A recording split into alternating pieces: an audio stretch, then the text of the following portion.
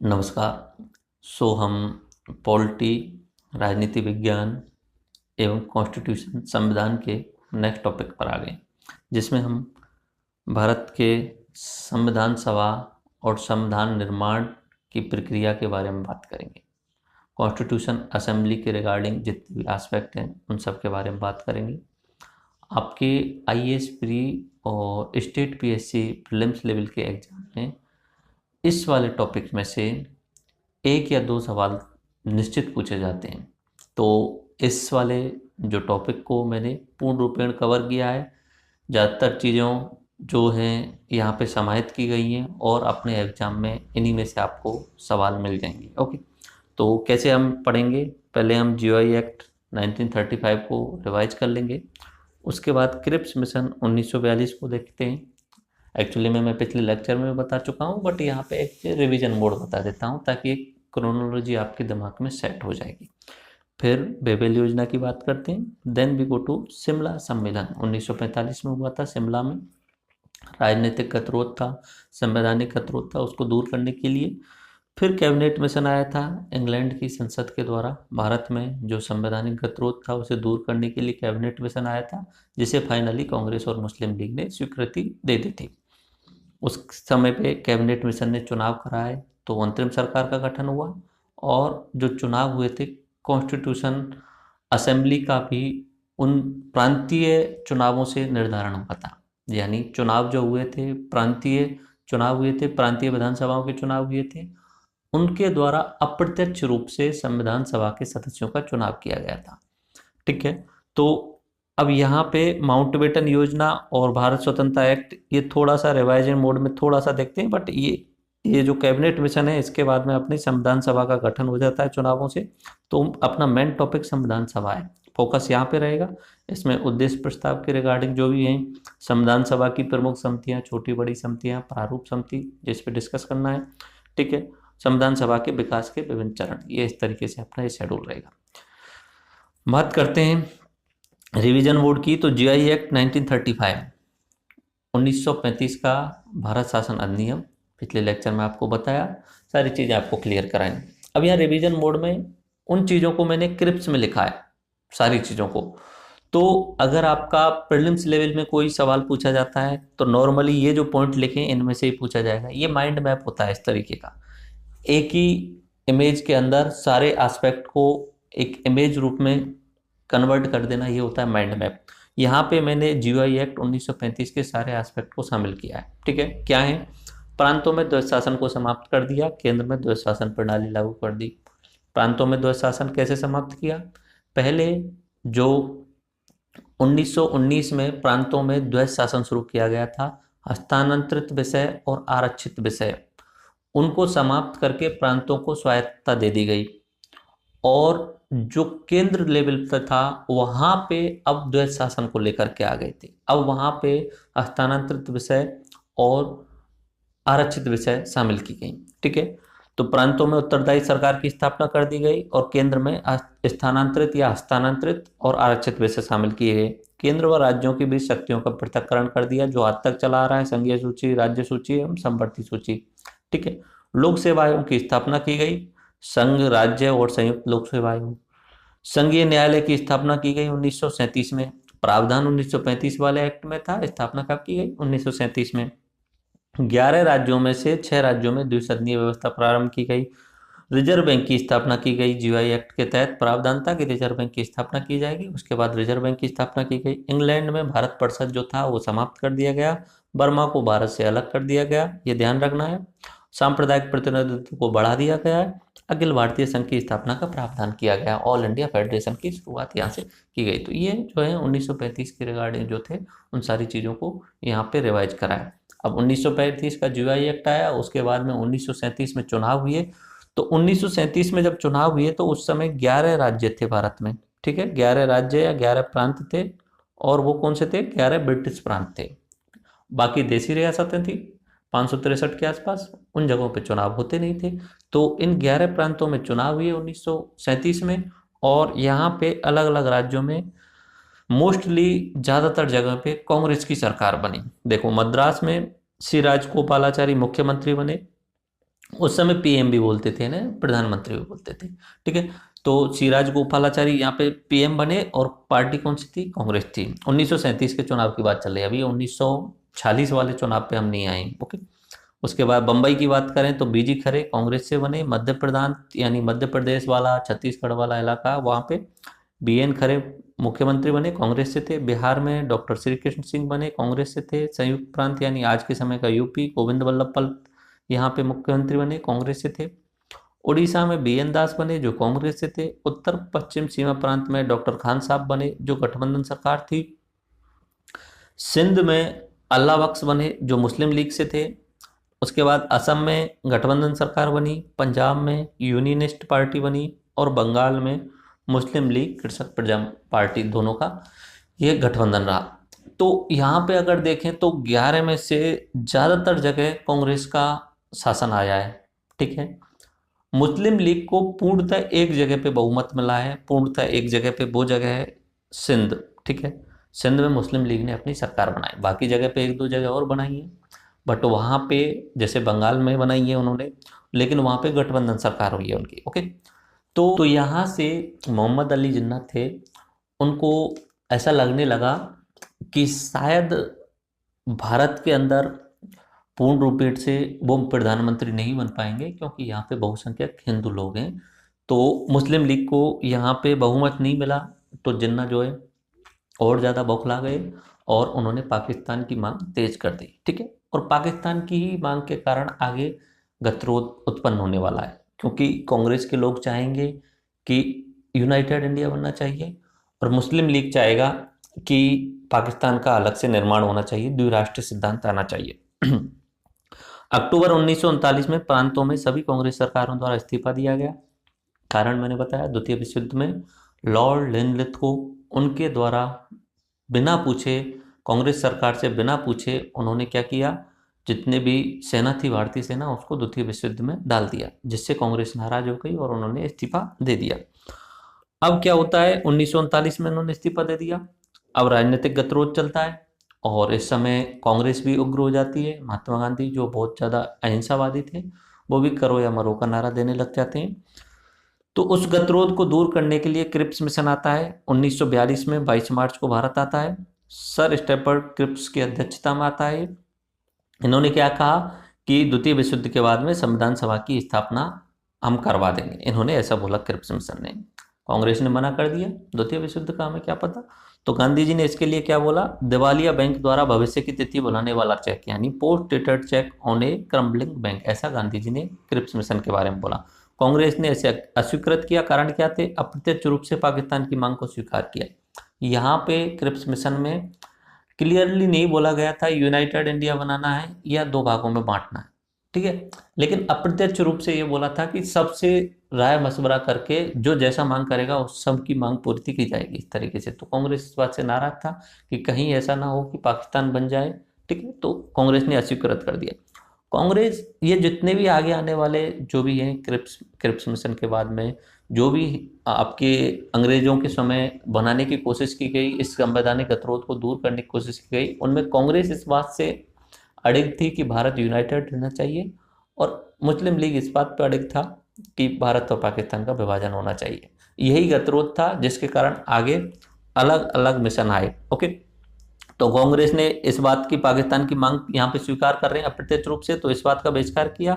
नवीन संविधान के क्रियान्वित होने तक ब्रिटिश सरकार ही सुरक्षा प्रदान करेगी, इससे कांग्रेस सहमत नहीं थी। औपनिवेश स्वराज की बात से कांग्रेस सहमत नहीं थी। ओके, मुस्लिम लीग द्वारा भी इसे अस्वीकृत किया गया। कारण क्या है कि इसमें भी नहीं बोला, कि क्लियर नहीं बोला, आधी अधूरी बातें बोली थी। फिर बेबेल योजना आई 1945 में। लॉर्ड बेबेल भारत के वायसराय थे। तो 4 जून 1945 को वायसराय लॉर्ड बेबेल द्वारा घोषणा की गई कि द्वितीय विश्व युद्ध के बाद में भारतीयों द्वारा संविधान बनाए जाने के लिए एक प्रकार की अंतरिम व्यवस्था करेंगे। ओके, और इसको भी मुस्लिम और कांग्रेसों के द्वारा अस्वीकृत कर दिया, क्योंकि क्लियरली वही जो विवाद चल रहा था भारत और पाकिस्तान को डिवाइड करने वाला, उसके बारे में कुछ क्लियर प्रोविजंस नहीं थे। मेनली तो मुस्लिम लीग अस्वीकृत करती थी, बाद में उसे कांग्रेस को अस्वीकृत कर देते थे। बात करें, शिमला सम्मेलन हुआ इसी चीज को दूर करने के लिए। शिमला में कॉन्फ्रेंस हुआ जहाँ पे सभी बड़े बड़े नेताओं को बुलाया गया। ठीक है, अध्यक्षता की गई मौलाना अबुल कलाम आज़ाद के द्वारा। तो शिमला में जो सम्मेलन हुआ था वो हुआ था 25 जून 1945 को। अध्यक्षता कांग्रेस के अध्यक्ष मौलाना अबुल कलाम आज़ाद के द्वारा की गई। अब यहाँ पे मुस्लिम लीग आके क्या बोल रही है कि पूरे भारत का मुस्लिमों का प्रतिनिधित्व मुस्लिम लीग करती है, ऐसा क्या बोल रहा है मुस्लिम लीग वाले। जबकि कांग्रेस का ही अध्यक्ष कौन है, मौलाना अबुल कलाम, वो भी खुद अपने आप में मुसलमान है। तो वो कह रहे हैं कि यार ऐसे कैसे हो सकता है जब मैं कांग्रेस का अध्यक्ष हूँ और मैं दूसरी पार्टी में, और तुम बोल रहे हो कि पूरे भारत के मुस्लिमों का जो प्रतिनिधित्व है वो मुस्लिम लीग करती है। तो इस बात को यहाँ पे अस्वीकृत कर दिया गया कांग्रेस के द्वारा। ठीक है, मुस्लिम लीग ने मांग रखी कि सभी मुस्लिम सदस्यों का चयन वह स्वयं करेगी, कांग्रेस ने अस्वीकृत कर दिया। तो लास्ट में ऑटोमेटिक जो है वो अस्वीकृत हो गया शिमला समझौता। अब फाइनली शिमला समझौता के बाद में सबसे इंपॉर्टेंट निकल के आता है कैबिनेट मिशन। ये कामयाब होता है एक्चुअली में 1946 में आता है। ब्रिटेन की संसद में जो चुने हुए मंत्री थे उन्हें कैबिनेट मंत्री कहा जाता था। तो उन मंत्रियों में से 3 मंत्रियों को यहाँ भेजा गया। ठीक है, और संसद के द्वारा प्रस्ताव था। तो 3 कैबिनेट मंत्री यहाँ पे आए थे, सर स्टफर्ड क्रिप्स जो क्रिप्स पे प्रस्ताव लेके आए थे, एबी अलेक्जेंडर और पैथिक लॉरेंस। अध्यक्ष कौन थे, पैथिक लॉरेंस थे। तो सर क्लीमेंट एटली उस समय जो थे प्रधानमंत्री बन चुके थे। बात चल रही है 1946 की, और ये मिशन जो आया है वो 19 मई 1946 को इसने अपना प्रस्ताव भारत में रखा है। तो 1940 में मई के आसपास ये मिशन आया है। तो उस समय इंग्लैंड में सरकार बदल चुकी थी। उनसे पहले थे विंस्टन चर्चिल। ठीक है, और उसके बाद में विंस्टन चर्चिल के बाद में बने प्रधानमंत्री क्लीमेंट एटली। मैंने काफ़ी बार बताया क्लीमेंट एटली जो थे वो लेबर पार्टी से थे, और विंस्टन चर्चिल जो थे वो कंजर्वेटिव पार्टी से थे। तो विंस्टन चर्चिल जो थे वो नहीं चाहते थे भारत को आज़ादी देना एक तरीके से, और क्लीमेंट एटली लेबर पार्टी के थे और इनकी भारत के प्रति सहानुभूति थी। तो द्वितीय विश्व युद्ध एक तरीके से वहाँ समाप्त हो चुका था अगस्त 1945 में। उसके बाद जब चुनाव हुए थे तो इंग्लैंड के लोगों ने सत्ता परिवर्तन करके लेबर पार्टी को जिता दिया था। क्लीमेंट एटली भारत के प्रति उदार थे और भारत को जल्दी से आज़ाद कराना चाहते थे, इसलिए कैबिनेट मिशन उन्होंने भारत में भेजा। ठीक है, 3 लोगों को भेजा कैबिनेट के सदस्य, स्टफर्ड क्रिप्स, एबी अलेक्जेंडर और पैथिक लॉरेंस, तीनों को भेजा। 16 मई 1946 को ये कैबिनेट मिशन था। इन्होंने अपनी योजना प्रस्तुत की। क्या क्या बोला उन्होंने, बोला कि प्रत्यक्ष अप्रत्यक्ष रूप से चुनाव प्रणाली के आधार पर संविधान सभा की स्थापना की जाएगी। संविधान सभा की जब बात करेंगे तो 1942 के क्रिप्स मिशन में भी क्लियरली बोला था कि हम संविधान सभा, भारत की संविधान सभा का निर्माण करेंगे जो भारत का संविधान बनाएगी और सब लोग भारत के होंगे उसमें बोला था। यहाँ पे उन्होंने प्रक्रिया शुरू कर दी है 1946 में। मई में आया ये, मई में उन्होंने योजना प्रस्तुत की है। फिर उन्होंने बोला कि हम अप्रत्यक्ष रूप से संविधान सभा का चुनाव करवाएंगे। अप्रत्यक्ष रूप से कैसे करवाएंगे, उस समय 11 प्रांतों में प्रांतीय विधानमंडल चुनाव होने थे। ठीक है, तो उन 11 प्रांतों में जो एमएलए चुने जाने थे उन एमएलए के द्वारा अप्रत्यक्ष रूप से संविधान सभा का निर्माण करना था। ठीक है, तो अप्रत्यक्ष रूप से संविधान सभा का निर्माण किया जाना था, इसमें कैबिनेट मिशन के द्वारा बोला गया। अब बात करें जनसंख्या की कि कितने सदस्य चुने जाने चाहिए, तो कैबिनेट मिशन में ही ये सारी बातें लिखी गई थी। उस समय भारत की, यूनाइटेड भारत की जो जनसंख्या थी वो 40 करोड़ थी, यानी मुस्लिम और हिंदू भारत और पाकिस्तान बांग्लादेश को मिलाते हुए करीब करीब 40 करोड़ थे। कैबिनेट मिशन ने बोल दिया कि अप्रत्यक्ष रूप से हम चुनाव करवाएंगे। अब बात आई कि कितने सदस्य चुनने। उस समय अखंड भारत की जो जनसंख्या थी जिसमें पाकिस्तान बांग्लादेश सब शामिल था, तो उस समय करीब करीब 40 करोड़ जनसंख्या थी। तो कैबिनेट मिशन में प्रस्ताव था कि प्रत्येक 10 लाख पे हम एक सदस्य चुनेंगे। ठीक है, वोटिंग डायरेक्ट नहीं होने वाली है, वोटिंग अप्रत्यक्ष रूप से होने वाली है। अप्रत्यक्ष रूप से कैसे कि पहले ही एमएलए के चुनाव हो जाएंगे सभी प्रांतों में। वो एमएलए क्या करेंगे, अप्रत्यक्ष रूप से अपना संविधान सभा के लिए एक सदस्य चुनेंगे, जैसे आज के समय में राज्यसभा में होता है ना, राज्यसभा सदस्य चुन जाने की, उसी तरीके की प्रोसेस करनी थी वहाँ पे। ठीक है, तो 1946 में जनसंख्या 40 करोड़ थी और प्रत्येक 10 लाख पे एक सदस्य चुना जाना था। तो अनुमान लगा के देखें तो 40 करोड़ पे 400 सदस्य होने। उसमें प्रावधान था कि कुल सदस्य 389 होंगे, 389 होंगे, 389 होंगे, ये कैबिनेट मिशन में प्रावधान था। तो ये 389 कैसे हुए कि देखो एमएलए के चुनाव वाला जो क्षेत्र था वो तो पहले से ही निर्धारित था, तो या तो 2 या 3 एमएलए वाले क्षेत्र में 10 लाख हो जाएंगे। अगर 10 लाख से ज्यादा लोग भी हो रहे हैं और 14.99 लाख तक भी हो रहे हैं, ठीक है, तो भी एक सदस्य, जैसे ही 14.99 से अगला 15 लाख हो रहे हैं तो 2 सदस्य हो जाएंगे। इस तरीके से वहां पे चुना जाना था। तो कुल मिला के आसपास में 389 लेके सदस्य आए। अब ये 389 भी कहाँ से चुने जाए, क्योंकि भारत 2 भागों में था उस समय। एक तो था देसी भारत, एक था अंग्रेज भारत जहाँ पे अंग्रेजों का डायरेक्ट कंट्रोल था, देसी भारत जहाँ राजा महाराजाओं के द्वारा शासन चलता था। तो 389 में से 292 और 4 ये जो थे ये अपने ब्रिटिश भारत से लिए जाने थे, यानी अंग्रेजी भारत से लिए जाने थे। 292 लिए जाने थे ब्रिटिश प्रांतों से, 4 लिए जाने थे चीफ कमिश्नरी क्षेत्रों से, और 93 लिए जाने थे देसी रियासतों से। तो चुनाव कहाँ कराएं? अप्रत्यक्ष रूप से भी चुनाव करवाना है तो कहाँ कराएं? अप्रत्यक्ष रूप से भी चुनाव होगा ब्रिटिश भारत में, क्योंकि देसी भारत में वहां पे प्रांतों के चुनाव नहीं हुए। भाई ऐसे अपने राजस्थान के जितने भी राजपूताना की रियासत थी वहां पे कोई चुनाव थोड़ी होते थे, तो वहां पे कोई चुनाव नहीं हुए। तो उन जगहों से देसी राजाओं को अनुमति दे दी कि आप अपनी तरफ से मनोनीत करके भेज सकते हो। ओके, वो अपना खुद से प्रतिनिधि भेजेंगे, और ब्रिटिश प्रांत वाला जो क्षेत्र था वहां पे चुनाव करवाए जाने। अब जैसे कि पूछें ब्रिटिश भारत से कितने सदस्य लिए गए और ब्रिटिश प्रांतों से कितने सदस्य लिए गए, तो क्लियरली समझिए इस बात को। ब्रिटिश प्रांत यानी 11 प्रांत। अगर अंग्रेजी जो क्षेत्र था या अंग्रेजी भारत की बात करें तो उसमें भी प्रांत थे और चीफ कमिश्नरी क्षेत्र थे, तो 4 चीफ कमिश्नर क्षेत्र थे। ब्रिटिश 11 प्रांतों से 292 लेने थे और 4 चीफ कमिश्नरी क्षेत्रों से लेने थे। इन दोनों को मिला देते हैं तो पूरा ब्रिटिश भारत बन जाता है। तो अगर कोई पूछे कि ब्रिटिश भारत से कितने लेने थे तो 296, और कोई पूछे सिर्फ ब्रिटिश प्रांत से कितने लेने थे 292। आगे बात समझ, ब्रिटिश प्रांत के 292 प्लस 4 चीफ कमिश्नरी क्षेत्र, तो दोनों मिला देंगे तो क्या बन जाएगा, ब्रिटिश भारत बन जाएगा। ओके, तो 4 चीफ कमिश्नरी क्षेत्र कौन कौन से थे? दिल्ली, अजमेर मेरवाड़ा, कुर्ग और बलूचिस्तान, जिनमें से अपना बलूचिस्तान पाकिस्तान में चला गया बाद में, आज़ादी के बाद में बलूचिस्तान वाला क्षेत्र पाकिस्तान में चला गया, बाकी एक कुर्ग, अजमेर मेरवाड़ा, दिल्ली ये अपने इंडिया में रहे। ओके, तो 11 प्रांत थे, 4 यूनियन टेरिटरी थी।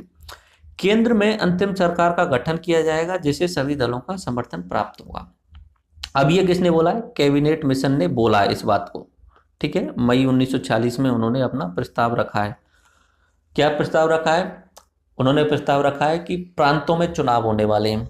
ओके, 11 प्रांतों में चुनाव होने वाले हैं। इन चुनावों से वहां के विधानमंडल का चुनाव होगा, यानी विधानमंडल बनेगी। अब इन 11 प्रांतों के जितने भी एमएलए निकल के आएंगे, लेजिस्लेटर निकल के आएंगे, वो अप्रत्यक्ष रूप से क्या करेंगे? संविधान सभा के सदस्यों का निर्वाचन करेंगे, चुनाव करेंगे। ठीक है, 389 संख्या थी उस समय। बाद में जब पाकिस्तान की मांग हुई उसके बाद में संख्या में चेंज आता है। तो अप्रत्यक्ष रूप से 389 सदस्यों का चुनाव करेंगे।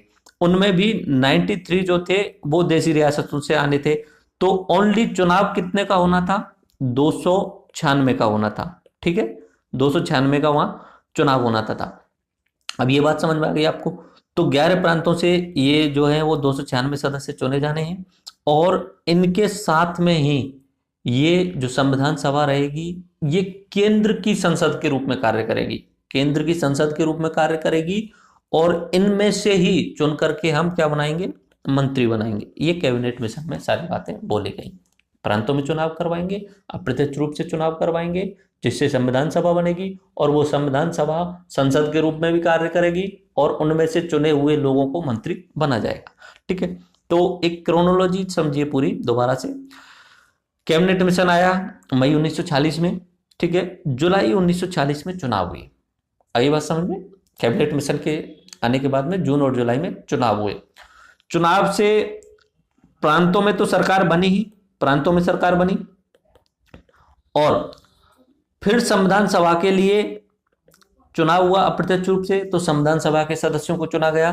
तो यहाँ पे जो संविधान सभा के सदस्य थे उनमें से अंतरिम सरकार का गठन कर दिया गया, इंटरिम गवर्नमेंट बना दी गई। ठीक है, नवंबर 1946 में संविधान सभा का गठन किया गया, जिसमें 389 सदस्य होने थे, जिनमें से 296 जो थे प्रांतों से थे और 93 देशी रियासतों से थे। पहली बैठक होती है 9 दिसंबर 1946 को, दूसरी बैठक 10 दिसंबर को।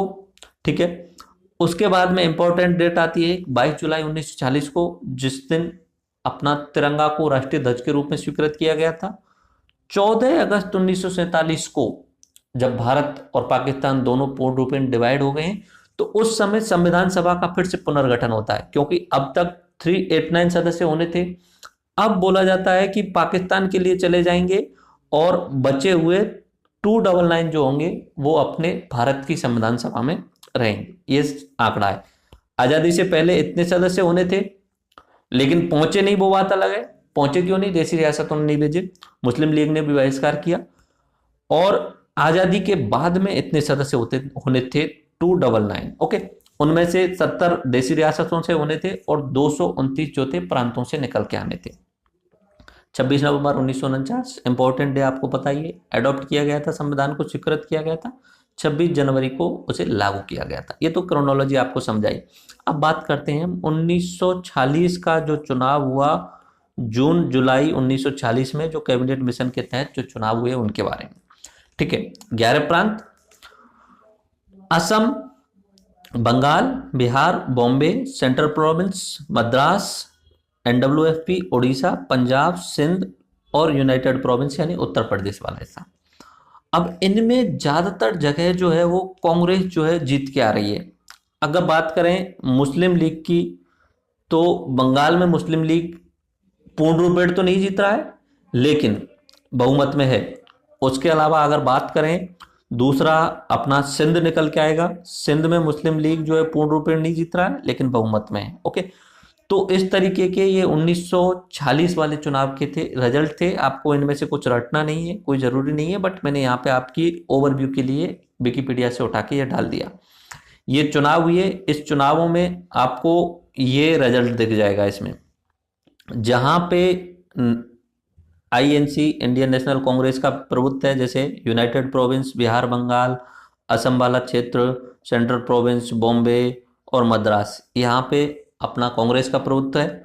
उसके अलावा मुस्लिम लीग की बात करें तो पंजाब में, सिंध में और बंगाल में मुस्लिम लीग का प्रभुत्व आता है।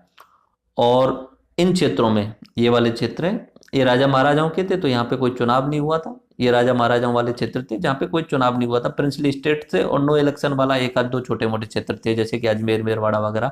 ठीक है, जो अपने केंद्र शासित प्रदेश थे। बाकी सब जगह, ज्यादातर जगह पे कांग्रेस का प्रभुत्व रहा था। 2-3 जगह पे क्या है, मुस्लिम लीग का प्रभुत्व रहा था। इन्हीं से पाकिस्तान बना, यहाँ से पाकिस्तान बना, इन वाले क्षेत्रों से बना और इन वाले क्षेत्रों से बना। इन क्षेत्रों में तो पॉपुलेशन रहती भी नहीं है। बलूचिस्तान में, NWFP में नाम मात्र पॉपुलेशन रहती है। इसमें इश्यू जो आया था वो थोड़ा सा पंजाब वाले इलेक्शन का आया था 1946। हम पंजाब नाम सुनते हैं आज के टाइम पे, तो भारत का पंजाब जो था वो यूनाइटेड पंजाब था आज़ादी से पहले। ये पूरा पंजाब क्षेत्र था पहले। ठीक है, महाराजा रणजीत सिंह का जो पंजाब था ये वाला क्षेत्र था, जिसमें हरियाणा भी शामिल होता था, पाकिस्तान का बहुत बड़ा हिस्सा शामिल होता था। आज पाकिस्तान की 20 करोड़ जनसंख्या है, तो 10 करोड़ जनसंख्या पाकिस्तान के पंजाब में रहती है। तो ये वाला जो पंजाब था, ये सबसे बड़ा इश्यू था उस समय। और मुस्लिम लीग को उम्मीद थी कि इस पंजाब में भी हम जीत जाएंगे, क्योंकि उनकी पॉपुलेशन थोड़ी ज़्यादा हो रही थी अदर रिलीजन के कंपेयर में। लेकिन रिजल्ट में क्या, कुल 175 सीट थी और गवर्नमेंट बनाने के लिए करीब करीब 88 सीट चाहिए थी, 88 सीट चाहिए होती थी। तो यहाँ पे मुस्लिम लीग की 73 सीट आई, मजलिस ए इस्लाम इसकी 2 सीट आई। अब सरकार जो बनी थी वो इधर की साइड में कांग्रेस बना गई थी। यहाँ से और थोड़ा सा बिगड़ा हुआ स्वरूप दिखा मुस्लिम लीग का। फिर उन्होंने डायरेक्ट एक्शन का प्लान लिया, क्योंकि ये यूनियनिस्ट पार्टी थी, इसके नेता थे मुसलमान थे, लेकिन वो सेकुलर थे।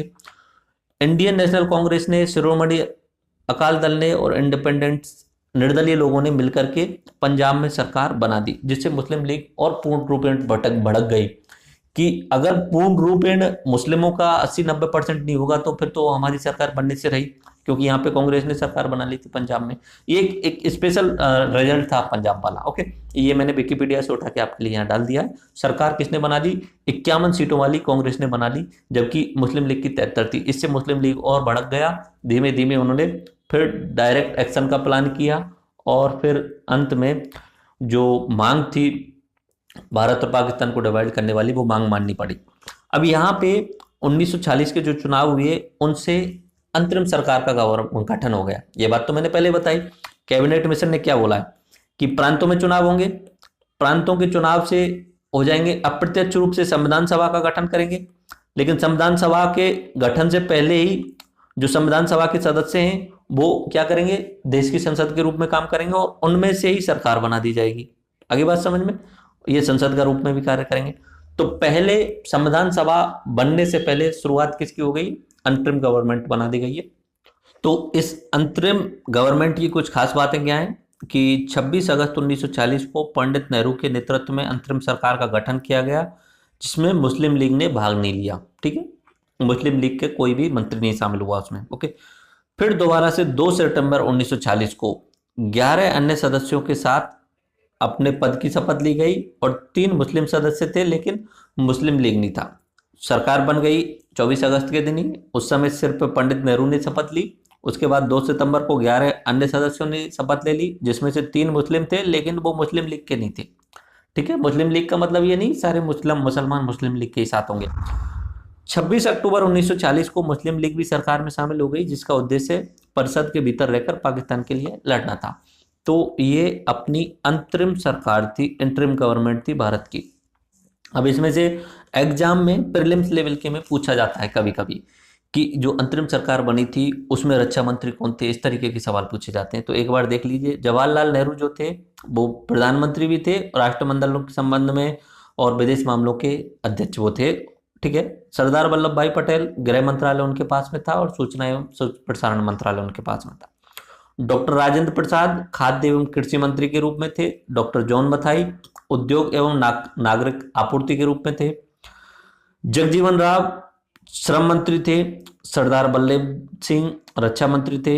CH भाभा कार्य खनन एवं ऊर्जा मंत्री थे। लियाकत अली खान ये वित्त मंत्री बने, जो कि मुस्लिम लीग से शामिल हुए थे इसमें। ओके, लियाकत अली खान जिन्होंने पाकिस्तान की मांग सबसे पहले रखी थी। ओके, और ये पाकिस्तान के प्रधानमंत्री भी बने थे। अब्दुल रब नस्तार ये डाक वायु रेल संचार दिया गया इन्हें। सी राजगोपालाचारी को शिक्षा एवं कला क्षेत्र दिया गया। आई चुंद्रीगर को वाणिज्य दिया गया। गजनफर अली स्वास्थ्य विभाग दिया गया। योगेंद्र नाथ मंडल इनको विधि मंत्रालय दिया गया, और जो कि मुस्लिम लीग से शामिल हुए थे कैबिनेट में। तो ये अपनी इंटरिम गवर्नमेंट थी। ठीक है, अगर हम बात करें संविधान सभा के कुछ फैक्ट्स के बारे में, ठीक है, तो ये अपना आप देख रहे हैं ये अखंड भारत इस तरीके से, और इसके बीच में ये हाथी एलिफेंट वाला ये दिख रहे हैं। तो ये अपना सील थी कॉन्स्टिट्यूएंट असेंबली की, संविधान सभा की। एक सदनीय थी संविधान सभा। पहली बैठक हुई थी इसकी 9 दिसंबर 1940 को, और 24 जनवरी को अंतिम बैठक हुई थी इसकी। ओके, इसके बाद में वो तो पार्लियामेंट्री सिस्टम आ गया इंडिया में, क्योंकि लागू होने के बाद में रिपब्लिक बन गया भारत। इसके अस्थायी जो अध्यक्ष थे डॉक्टर सच्चिदानंद सिन्हा थे। 9 दिसंबर को पहले दिन जो अध्यक्ष बने थे, अस्थायी अध्यक्ष डॉक्टर सच्चिदानंद सिन्हा बने थे। सबसे वरिष्ठतम थे, बुजुर्ग थे, इसलिए उन्हें बनाया गया। इसके बाद में अध्यक्ष बने 11 दिसंबर को तो डॉक्टर राजेंद्र प्रसाद बने। इसकी ड्राफ्टिंग कमेटी के जो चेयरमैन थे वो BR अम्बेडकर थे। इसके 22 प्रेसिडेंट थे, उपाध्यक्ष जो थे वो हरेंद्र कुमार मुखर्जी थे और BT कृष्णमाचारी थे। अब यहाँ पे देखो उपाध्यक्ष, यहाँ पे उपाध्यक्ष 2 आएंगे, हरेंद्र कुमार मुखर्जी HC मुखर्जी और BT कृष्णमाचारी। तो बोले सर हम तो नॉर्मली HC मुखर्जी को पढ़ते हैं। 2 भारत थे, अंग्रेजी भारत जहाँ पे अंग्रेजों का डायरेक्ट कंट्रोल था, देसी भारत जहाँ पे रियासतें थी। ठीक है, तो 563 रियासतें थी। तो दोनों भारतों के अलग अलग उपाध्यक्ष एक एक दे दिए गए। एक तो बीटी कृष्णमाचार्य जो थे वो देसी भारतों के उपाध्यक्ष के रूप में लिया गया, उनका प्रतिनिधित्व मिला, और एच सी मुखर्जी ये अंग्रेजी भारत से लिए गए। ओके, और बात करें कुछ फैक्ट की, तो दिसंबर 1946 से लेके जून 1947 तक 389 सीटों का प्रावधान था। ठीक है, 389 सीटें थी। जून से जब भारत और पाकिस्तान के विभाजन की रूपरेखा तय हो गई, तो जून से इसका पुनर्गठन किया गया संविधान सभा का, तब 296 सदस्य रह गए। ओके, तो जून से लेके जनवरी 1950 तक 296 रहे। जब 389 थे तब कांग्रेस के सबसे ज्यादा 208 थे, मुस्लिम लीग के 73 थे, अदर्स के 15 थे, और अपने देसी रियासतों से 93 आए थे। ठीक है, एक्चुअली में आए नहीं थे, बाद में फिर जब लगा कि अब भेजना पड़ेगा तब उन्हें मजबूरी में भेजना पड़ा था, पहली बैठक में नहीं आए थे। ठीक है, तो ये अपना एक इमेज है जिसमें सरदार वल्लभ भाई पटेल जी, जवाहरलाल नेहरू जी ये बैठे हुए हैं। ये संविधान सभा का ही इमेज है, और ये जो चुनाव था उसका रिजल्ट है, मैंने आपको पहले बता दिया इसके बारे में। अब हम बात कर लेते हैं माउंटबेटन योजना की, 3 जून 1947 से। ठीक है, तो देखो फरवरी 1947 की बात है। क्लीमेंट एटली प्रधानमंत्री हैं इंग्लैंड के।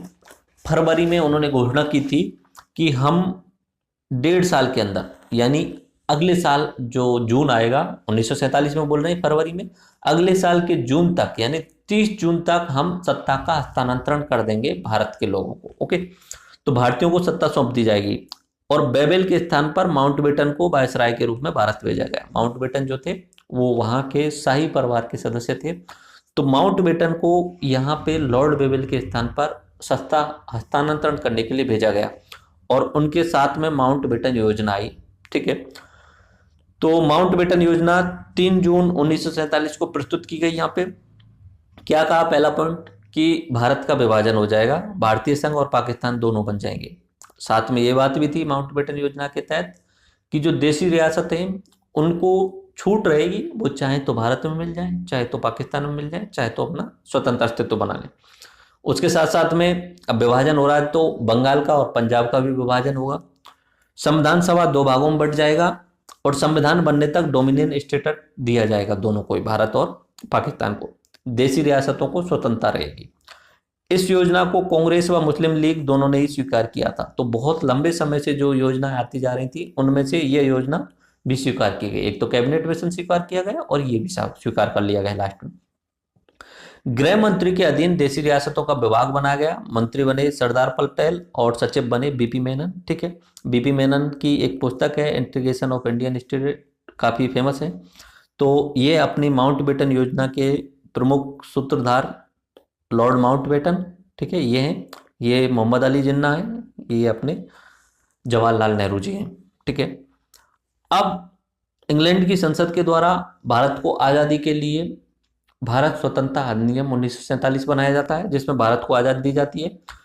तो 4 जुलाई 1947 को ब्रिटिश संसद में ये बिल रखा जाता है, और सिर्फ 14 दिनों में इसे प्रस्तुत कर दिया जाता है। 18 जुलाई को पारित कर दिया जाता है और एक्ट बना दिया जाता है।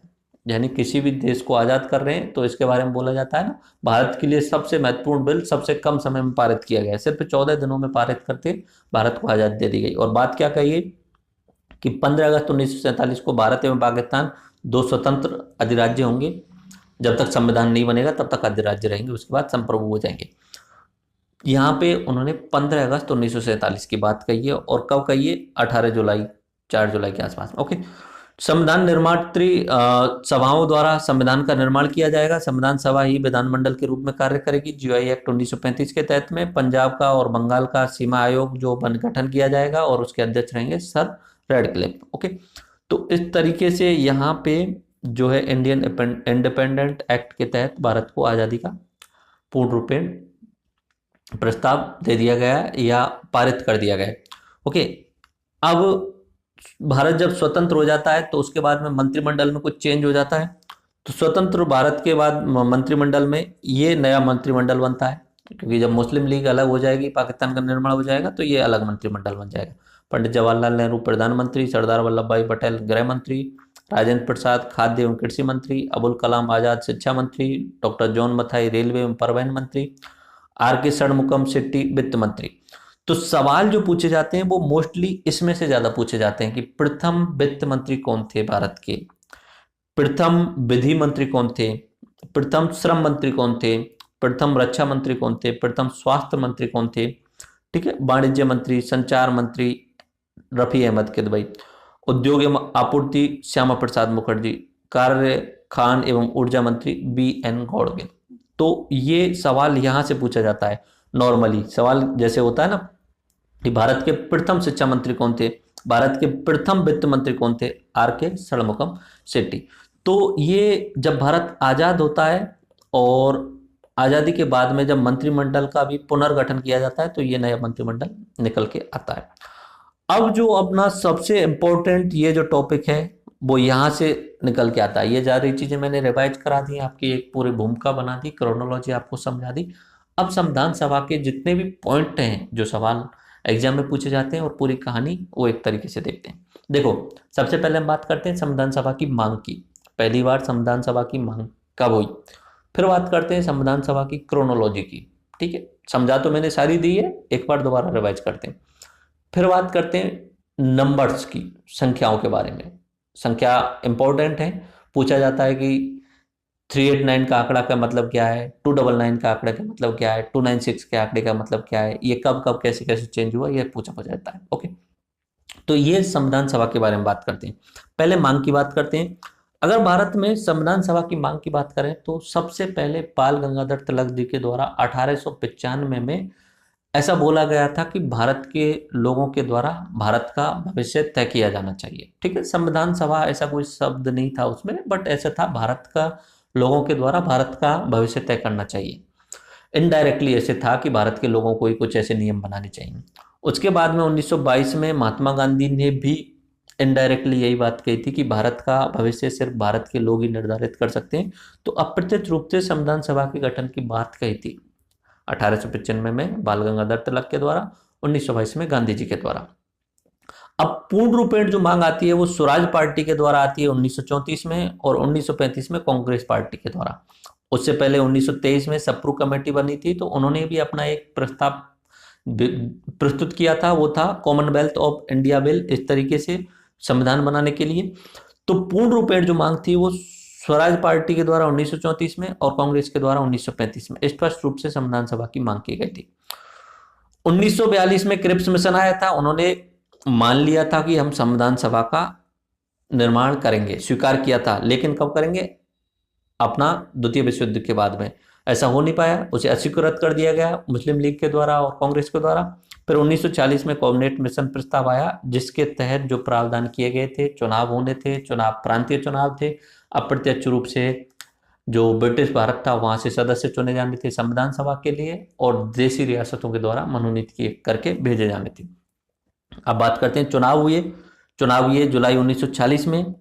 कांग्रेस को 208 सीट मिली, मुस्लिम लीग को 73 सीट मिली, अन्य को 15 सीट मिली, टोटल 296। मैंने पहले बताया था कि कैबिनेट मिशन ने बोला था कि 296 हम ब्रिटिश भारत से लेंगे और बाकी जितने रहेंगे 93 जो लेंगे हम वो अपने देशी भारत से लेंगे। तो कुल मिलाकर के कितने हो रहे थे, 389 सदस्य लेने थे। अब शुरुआत में ये जो थे देशी रियासत वाले वो शामिल ही नहीं होना चाहते संविधान सभा में, बाद में उन्होंने शामिल होना पड़ा। तो 296 में से ज्यादातर किसके थे, 208 थे वो कांग्रेस के थे, 73 मुस्लिम लीग के थे। चुनावों से अंतरिम सरकार का गठन हुआ। दो चीजें एक साथ में चल रही हैं पैरेलल में, ध्यान रखना। पहली बात क्लियर ये समझो कि चुनाव डायरेक्टली नहीं हुए, इनडायरेक्टली हुए, अप्रत्यक्ष रूप से।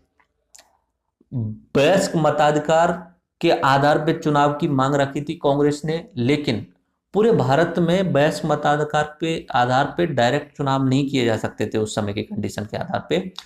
तो इनडायरेक्ट रूप से प्रांतों में जो चुने गए थे प्रतिनिधि, उन्होंने अपने से ऊपर वोटिंग करते हुए संविधान सभा के सदस्यों को चुना था, जिसमें से सबसे ज्यादा 208 किसके आए थे, 296 में से 208 किसके आए थे, कांग्रेस के आए थे। तो इन कुल मिला के 389 से ही संविधान सभा बनानी थी, दूसरी साइड में इसे संसद के रूप में भी कार्य करना था।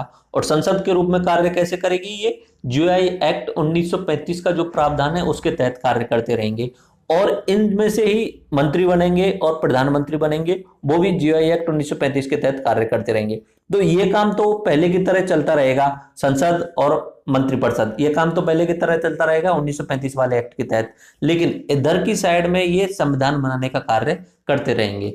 तो 9 दिसंबर से शुरू होता है और 26 जनवरी 1950 तक चलता है। 9 दिसंबर 1940 से लेके 26 जनवरी 1950 तक, तो 2 साल 11 माह और 18 दिन तक ये पूरा पूरा प्रोसेस चलता है। ओके, चुनावों से ही संविधान सभा का गठन होना था। विभाजन के बाद संविधान सभा पुनः चेंज की गई, जिसमें 299 सदस्यों की बात की गई। तो 299 में से 229 जो थे वो प्रांतों से लिए जाने थे और 70 देशी रियासतों से लिए जाने थे। संविधान सभा स्वतंत्र भारत की पहली संसद बनी थी, ये आपको मैंने पहले बताई है।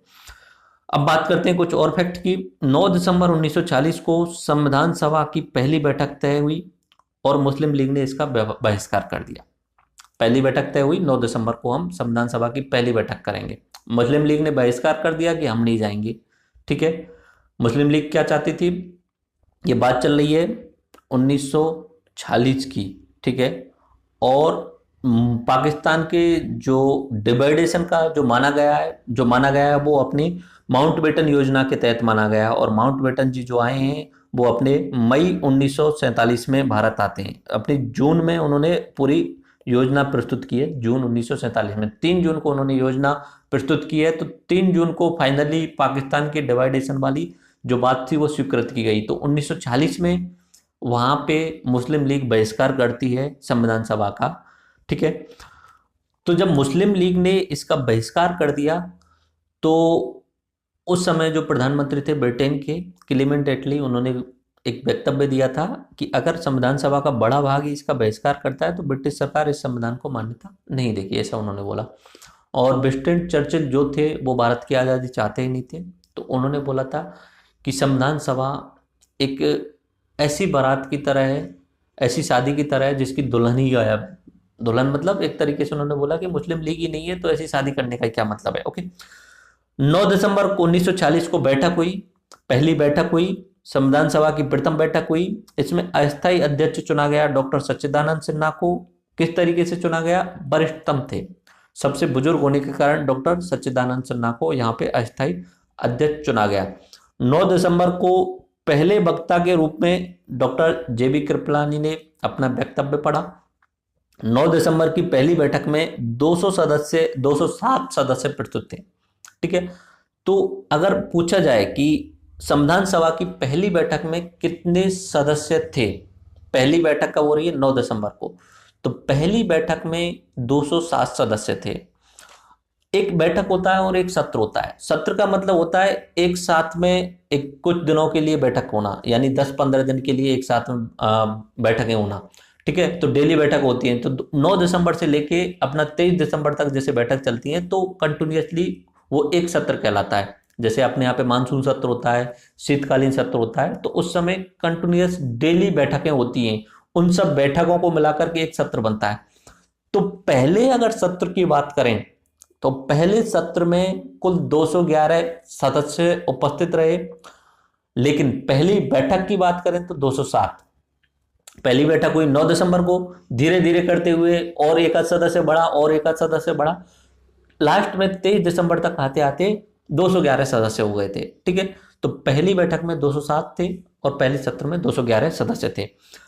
मुस्लिम लीग और देशी रियासतों ने इसमें भाग नहीं लिया, इसलिए 207 सदस्य रहे। बाकी आपने बोला सर कि संख्या तो 389 होनी चाहिए थी, मुस्लिम लीग नहीं आई। ठीक है, मुस्लिम लीग नहीं आएगी, और साथ साथ में उसके अलावा देशी रियासतों के भी नहीं आए। देशी रियासतों के 93 आने थे, देशी रियासतों के भी नहीं आए। मुस्लिम लीग ने भी बहिष्कार कर दिया।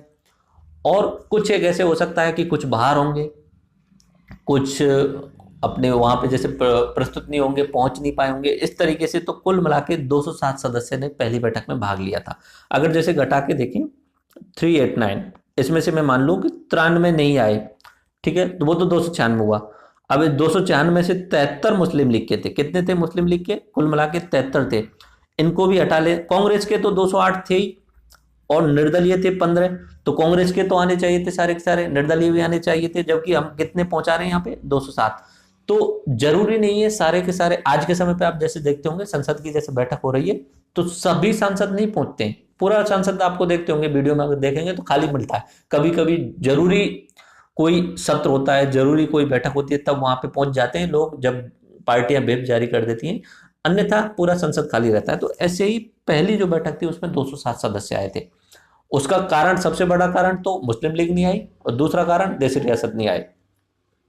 बंगाल से सदस्य कृष्णदेव रैकूट के निधन पर शोक संदेश पढ़ा गया। सबसे पहले तो 9 दिसंबर 1940 को फ्रैंक एंथोनी को संविधान सभा का उपाध्यक्ष मनोनीत किया गया। ओके, फ्रैंक एंथोनी को संविधान सभा का उपाध्यक्ष मनोनीत किया गया 9 दिसंबर के दिन ही। यहाँ पे 3-4 कार्य हुए। पहली बात तो सबसे पहले वक्ता के रूप में आए जेवी कृपलानी, ठीक है। फिर वहां पे अध्यक्ष का चुनाव करना था, तो अध्यक्ष के चुनाव इतना जल्दी हो नहीं सकता था एक ही दिन में। तो फ्रांस और अमेरिका उनकी तर्ज पर भारत में सबसे बड़े बुजुर्ग व्यक्ति को जो है वहां पे अध्यक्ष के रूप में नामित कर दिया कि अस्थायी अध्यक्ष के रूप में हम सच्चिदानंद सिन्हा को रख देते हैं। अब बुजुर्ग थे, वो ज्यादा काम नहीं कर सकते थे, तो उनकी सहायता के लिए एक उपाध्यक्ष भी बनाया। तो उपाध्यक्ष बनाया गया फ्रैंक एंथोनी को। ओके, इसमें सबसे पहले क्या हुआ 9 दिसंबर की बैठक में, इसमें एक व्यक्ति थे जो बंगाल के सदस्य थे कृष्णदेव रैकूट, उनका निधन हो गया था, तो उनके निधन पर शोक संदेश पढ़ा गया, ठीक है। उसके बाद में फिर वहां बोला गया कि अगले अध्यक्ष के लिए चुनाव होना है।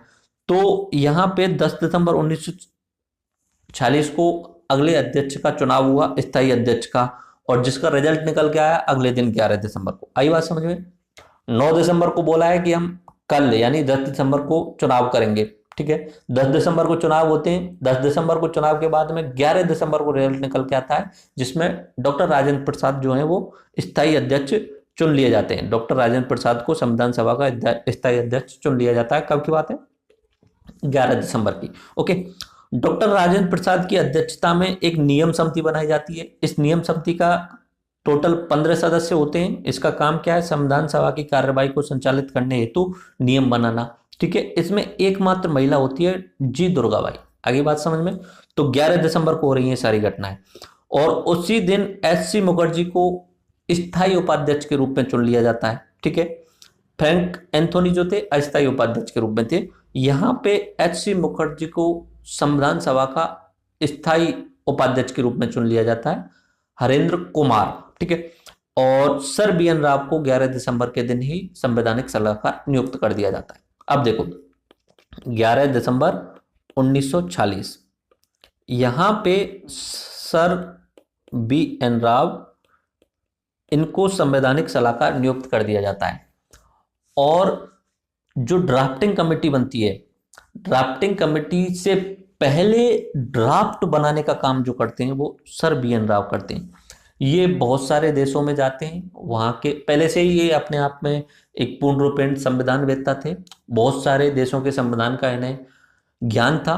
फिर भी यहाँ से डॉक्टर राजेंद्र प्रसाद जी और सब के द्वारा इनकी सहमति से इन्हें फिर अलग अलग देशों के संविधानों का अध्ययन करने के लिए भेजा जाता है।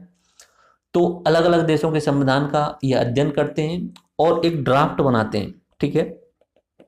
ड्राफ्ट बनाते हैं, और जब ये इंग्लैंड में घूम रहे थे तो इन्हें बताया गया कि आपको कहीं भी घूमने की जरूरत नहीं है, आपके वहां पर ही एक महान संविधानवेत्ता, एक महान व्यक्ति हैं डॉक्टर बी.आर. अम्बेडकर, आप उनकी सलाह ले लीजिए और वही सारी चीजें आपके सही तरीके से आपको सुझाव दे देंगे।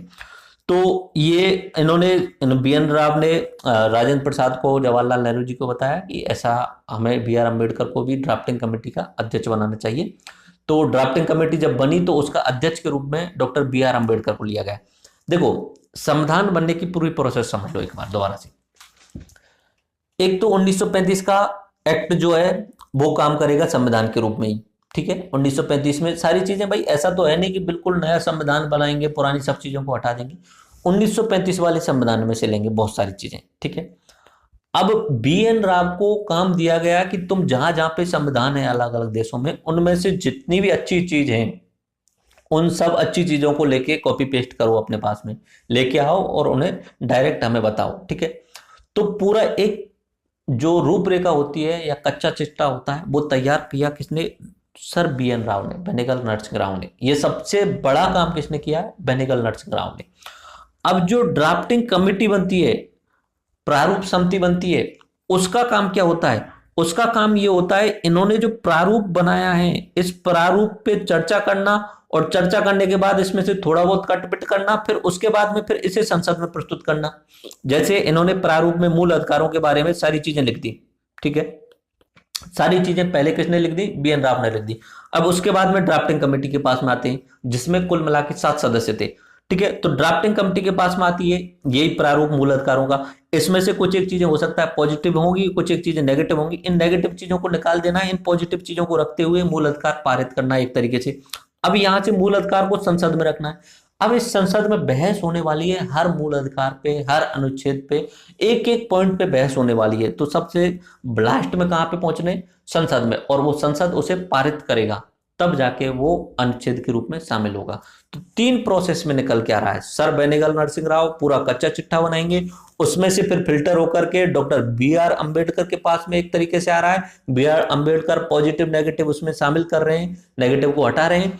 फिर बी आर अंबेडकर की प्रारूप समिति के बाद में वही चीज जो बी एन नरसिंह राव ने बताई थी, अपना बेनेगल नरसिंह राव ने बताई थी, उसे संसद में रखा जाता है। और संसद उसको लास्ट में एक तरीके से वाचन करने के बाद में और वाद विवाद करने के बाद में उसे पारित करती है। ओके, तो बात करें तो कॉन्स्टिट्यूट असेंबली जो थी, संविधान सभा थी, उसमें महिलाओं की बात करें तो 15 महिलाएं थी। और अगर मुस्लिम महिलाओं की बात करें तो बेगम अयाज रसूल थी, एकमात्र मुस्लिम महिला थी जो मुस्लिम लीग से चुन करके आई थी। 13 दिसंबर को नेहरू के द्वारा संविधान सभा के सामने उद्देश्य प्रस्ताव रखा गया। एम आर जयकर और डॉक्टर भीमराव अंबेडकर ने उसका विरोध किया और उसे पारित नहीं कर पाए उस समय। लेकिन 13 दिसंबर को जो प्रस्ताव रखा था वो 22 जनवरी 1947 को पारित हुआ था। ओके, तो जो भी उन्होंने प्रस्ताव रखा था उसका विरोध किया था एम आर जयकर और डॉक्टर अंबेडकर जी के द्वारा, और ये अपना 22 जनवरी 1947 को पारित हुआ, करीब करीब एक डेढ़ महीने के बाद में। उद्देश्य प्रस्ताव जो है वो अपना एक अलग से टॉपिक है। उद्देश्य प्रस्ताव मतलब एक तरीके से भारत का जो संविधान है, भारत की आगे आने वाला फ्यूचर है, और भारत की आज की जो आप प्रस्तावना देखते हैं वो उद्देश्य प्रस्ताव का ही भाग है एक तरीके से। वर्तमान में संविधान की प्रस्तावना इसी उद्देश्य प्रस्ताव पर आधारित है। प्रस्तावना इक्वल टू उद्देश्य का, ठीक है। अगर बात करें कुछ लोगों की, जैसे कि एक सवाल आता है कि क्या महात्मा गांधी जी संविधान सभा के सदस्य थे? अब सबसे ज्यादा इंपॉर्टेंट बात तो यह कि आपसे पूछा जाए कि भारत के निर्माण में सबसे बड़ा योगदान किसका आता है, तो महात्मा गांधी जी का आप नाम लेते हो नॉर्मली, ठीक है। तो कुछ एक ऐसे सदस्य थे जो संविधान सभा के हिस्सा नहीं थे बिल्कुल भी, लेकिन संविधान निर्माण में उनका बहुत बड़ा योगदान रहा। जैसे कि महात्मा गांधी जी, ठीक है, वो तो संसद वगैरह जाते नहीं थे, अपने अहमदाबाद में आश्रम में रहते थे मोस्टली, या दिल्ली में उनका जो था वहां पे रहते थे। लेकिन बहुत बड़ा जो विचारधारा का प्रभाव जो पड़ा है वो संविधान पे, वो महात्मा गांधी की विचारधारा का प्रभाव पड़ा है। उसके अलावा जेपी नारायण, जयप्रकाश नारायण, जो संविधान सभा के सदस्य नहीं थे लेकिन उनका भी बहुत प्रभाव पड़ा। उसके अलावा बी एन नरसिंह राव, बेनेगल नरसिंह राव, ये भी संविधान सभा के सदस्य नहीं थे, लेकिन इन्होंने तो पूरा संविधान ही इन्होंने लिखा है, ठीक है। अगर लिखने की बात करें ना, संविधान किसने पूरा कॉपी पेस्ट किया है, ये टाइप करवाया है, वो सब इन्होंने करवाया। भीमराव अंबेडकर ने नहीं करवाया। भीमराव अंबेडकर ने इनके बी एन राव के जो लिखा गया है उसमें से क्या हटाना है, क्या कट करना है, ये भीमराव अंबेडकर के द्वारा किया गया है, ठीक है। कुछ कमियां हैं तो उनमें सुझाव करके ऐड करवाया है। मेनली संविधान जो लिखवाया है या बी एन राम नरसिंह के द्वारा लिखा गया है, संवैधानिक सलाहकार थे। ओके, तो ये संविधान सभा के सदस्य नहीं थे। अगर पूछा जाए कि इनमें से कौन संविधान सभा का सदस्य नहीं था, तो ऐसे नाम दे सकते हैं जवाहरलाल नेहरू, महात्मा गांधी, जयप्रकाश नारायण या बी एन राव। या ऐसे पूछा जाए कौन संविधान सभा का सदस्य नहीं था, तो फिर 1 2 3 इस तरीके से होंगे, 2 3 4। तो महात्मा गांधी, जयप्रकाश नारायण और बी एन राव ये संविधान सभा के सदस्य नहीं थे। एच बी आर अयंगर संविधान सभा के सचिव थे। ओके, ये बात समझ में आ गई। अगर आपको पॉइंट फैक्ट की अगर याद रखना है तो ये फैक्ट याद रख सकते हैं। जो 15 महिलाएं थी उनमें से आप 1 2 महिलाओं के नाम याद रख सको तो ठीक है। एक तो मुस्लिम महिला का नाम याद रखना है, बेगम एजाज रसूल। विजय लक्ष्मी पंडित, ये अपने जवाहरलाल नेहरू जी की सिस्टर थी। राजकुमारी अमृत कौर, सरोजनी नायडू, सुचेता कृपलानी, ये इंपॉर्टेंट नाम है। हंसा मेहता, जी दुर्गाबाई, ठीक है, और मालती चौधरी। ये 15 महिलाएं थी संविधान सभा में। ओके, अब बात करते हैं उद्देश्य प्रस्ताव की, जो आज के समय पे भारत का प्रस्तावना है, वो प्रस्तावना उद्देश्य प्रस्ताव से ली गई है, यानी भारत को हमें कैसा बनाना है। ठीक है, तो 13 दिसंबर को पंडित नेहरू जी ने इसे संविधान सभा के समक्ष रखा था, लेकिन उस समय पारित नहीं हुआ, और ये पारित हुआ था 22 जनवरी 1947 को। उद्देश्य प्रस्ताव सर्वसम्मति से उस दिन पारित हो गया। तो पंडित नेहरू जी ने उद्देश्य प्रस्ताव संविधान सभा के सामने पढ़ा। 8 अनुच्छेद थे इसमें। प्रमुख लक्ष्य क्या रखे, जो आप आज के समय पे अपनी प्रस्तावना में देखते हैं। संविधान सभा के या प्रस्तावना के प्रमुख बिंदु क्या हैं, तो सामाजिक, आर्थिक और राजनीतिक न्याय दिलवाना है। न्याय किस तरीके का दिलवाना है, सामाजिक, आर्थिक और राजनीतिक। अभिव्यक्ति की स्वतंत्रता देनी है भारतीय लोगों को। विश्वास एवं उपासना का अधिकार देना है। पिछड़े वर्गों, SC ST एवं अल्पसंख्यकों के हितों की रक्षा करनी है, और विश्व शांति पे बल देना है। तो ये अपने उद्देश्य प्रस्ताव के प्रमुख बिंदु थे। ठीक है, कि इस तरीके से हमें अपना संविधान बनाना है। ये कब प्रस्तुत कर दिया उन्होंने, 13 दिसंबर को। जिस दिन 9 दिसंबर को पहली बैठक हुई है, उसके 3 दिन बाद, ये 4 दिन बाद ही अपना ये उद्देश्य प्रस्ताव जो है नेहरू जी ने वहां पे प्रस्तुत कर दिया है, बोल दिया है। तो नेहरू जी ने के द्वारा, देखो नेहरू जी के बारे में अगर बात की जाए तो 3 इंपॉर्टेंट भाषण आते हैं उनके। एक तो उन्होंने उद्देश्य प्रस्ताव पढ़ते हुए 13 दिसंबर को दिया था, 13 दिसंबर 1946 को दिया था। और उसके बाद में अपना जब राष्ट्रीय ध्वज के रूप में तिरंगा को स्वीकृत किया गया था, तब 22 जुलाई 1947 को दिया गया था। और जब भारत आज़ाद हुआ था 1947 में 15 अगस्त को, तो उस दिन उन्होंने 14 अगस्त की रात को दिया था। ठीक है, 14 अगस्त खत्म हो जाता है, 15 अगस्त शुरू होता है, तब उन्होंने ट्रिस्ट विद डेस्टिनी नाम करके एक बहुत ही फेमस उन्होंने अपना भाषण दिया था। ठीक है, वो आप यूट्यूब पे सर्च करना, काफ़ी फेमस भाषण था उनका। At the midnight of the hour when all world sleeps, इस तरीके था। तो ये उद्देश्य प्रस्ताव जो था आज के समय पे संविधान की प्रस्तावना है। अब बात करते हैं संविधान सभा की समितियों के बारे में। समितियां क्यों बनाई, सबसे पहले तो बनाई गई नियम समिति। ठीक है, वो 9 दिसंबर को ही बना दी गई एक तरीके से, कि नियमावली कैसे बनानी है। अब अलग अलग कामों के लिए अलग अलग समितियां बनाई गई, क्योंकि एक व्यक्ति सारी चीजों को नहीं कर सकता है। सबसे इंपॉर्टेंट रहेगी प्रारूप समिति। प्रारूप समिति अपना, उससे ऊपर BN राव नरसिंह राव ने अपना संविधान तैयार कर दिया। प्रारूप समिति उस ड्राफ्ट पे विचार कर रही है। उसके अलावा अलग अलग कामों के लिए अलग अलग समितियां बना दी गई। ठीक है, ठीक है, विभिन्न कार्यों के लिए कई समितियों का गठन किया गया। संघ शक्ति के लिए पंडित जवाहरलाल नेहरू की अध्यक्षता में संघ शक्ति समिति बनाई गई। संघीय संविधान समिति बनाई गई पंडित जवाहरलाल नेहरू की अध्यक्षता में। प्रांतीय संविधान समिति बनाई गई सरदार वल्लभ भाई पटेल की अध्यक्षता में। प्रारूप समिति बनाई गई डॉक्टर BR अम्बेडकर की अध्यक्षता में। मौलिक अधिकारों एवं अल्पसंख्यकों संबंधी परामर्श समिति बनाई गई सरदार वल्लभ भाई पटेल की अध्यक्षता में। ठीक है, इसके अंदर 2 उपसमितियां थी। मौलिक अधिकार की उपसमिति, उसके अध्यक्ष थे JB कृपलानी। अल्पसंख्यकों की उपसमिति, उसके जो थे SC मुखर्जी। तो मौलिक अधिकारों की समिति के जो प्रमुख थे वो JB कृपलानी, क्योंकि सबसे इंपॉर्टेंट होते हैं मौलिक अधिकार।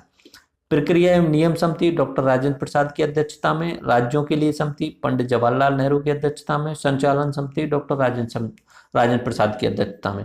कुछ छोटियां समितियां भी थी, जैसे GV मावलंकर की अध्यक्षता में कार्यों से संबंधित समिति। कार्य संचालन संबंधी डॉक्टर KM मुंशी। सदन समिति अपना पट्टाभी सीतावी रमैया। राष्ट्रीय ध्वज संबंधी तदर्थ समिति डॉक्टर राजेंद्र प्रसाद। ओके, उसके अलावा वित्त एवं कर्मचारी स्टाफ समिति डॉक्टर राजेंद्र प्रसाद। तो ये छोटी छोटी समितियां थी। उनमें से ये समितियां जो ऊपर वाली मैंने आपको बताई है ना, ये आपको ध्यान रखनी है। ऊपर वाली जैसे संघ के लिए समिति बनाई गई पंडित जवाहरलाल नेहरू की, एग्जाम में पूछा जाता है।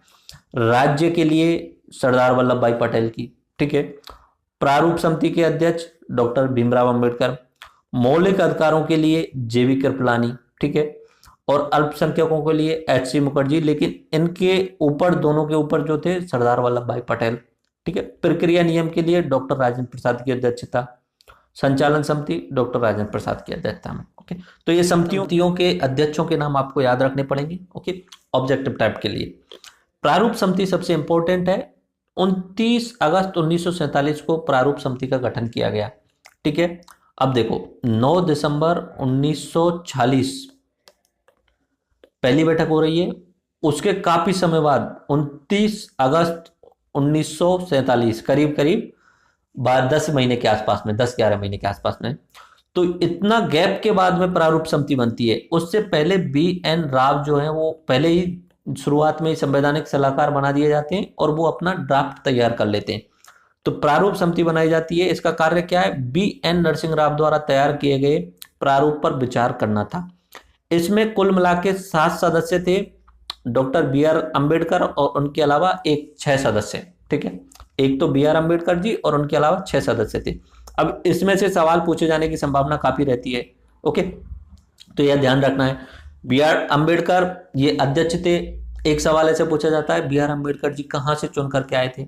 देखो, पहली बात तो BR अम्बेडकर कांग्रेस के साथ में नहीं थे, कांग्रेस का बहुत सारा विरोध करते थे। ठीक है, उनकी बनती नहीं थी जवाहरलाल नेहरू और गांधी जी से, तो उन्होंने अपनी अलग से पार्टी बना रखी थी। बॉम्बे से उन्होंने चुनाव लड़ा था 1946 के चुनावों में और वो हार गए थे। ठीक है, बॉम्बे से लड़ा था तब। अब वो हार गए, उसके बाद में वो बंगाल चले गए थे और मुस्लिम लीग की सहायता से चुन करके आए थे। तो बंगाल से मुस्लिम लीग की सहायता से चुन के आए थे संविधान सभा के अंदर। पहली बात तो ये। दूसरा, अब भारत जब आजाद हो गया तो जहां से वो चुन करके आए थे वो भाग जो चला गया बंगाल वाला पाकिस्तान के अंदर। अब फिर BR अम्बेडकर जी एक तरीके से संविधान सभा के सदस्य नहीं रहे क्योंकि वो भाग ही पाकिस्तान में चला गया।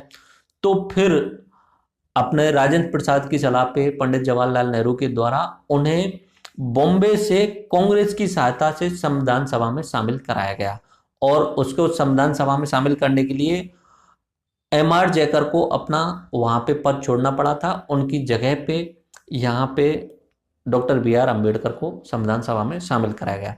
अच्छा, एक चीज सोच रहे होंगे, सर तो क्या बार बार चुनाव कराने पड़े होंगे? क्योंकि वो उस समय हार गए, बॉम्बे में हार गए तो बंगाल चले गए, बंगाल के बाद में फिर से बॉम्बे में आ गए, कैसे किया होगा? मैंने पहले बोला था अप्रत्यक्ष चुनाव हुए थे उस समय।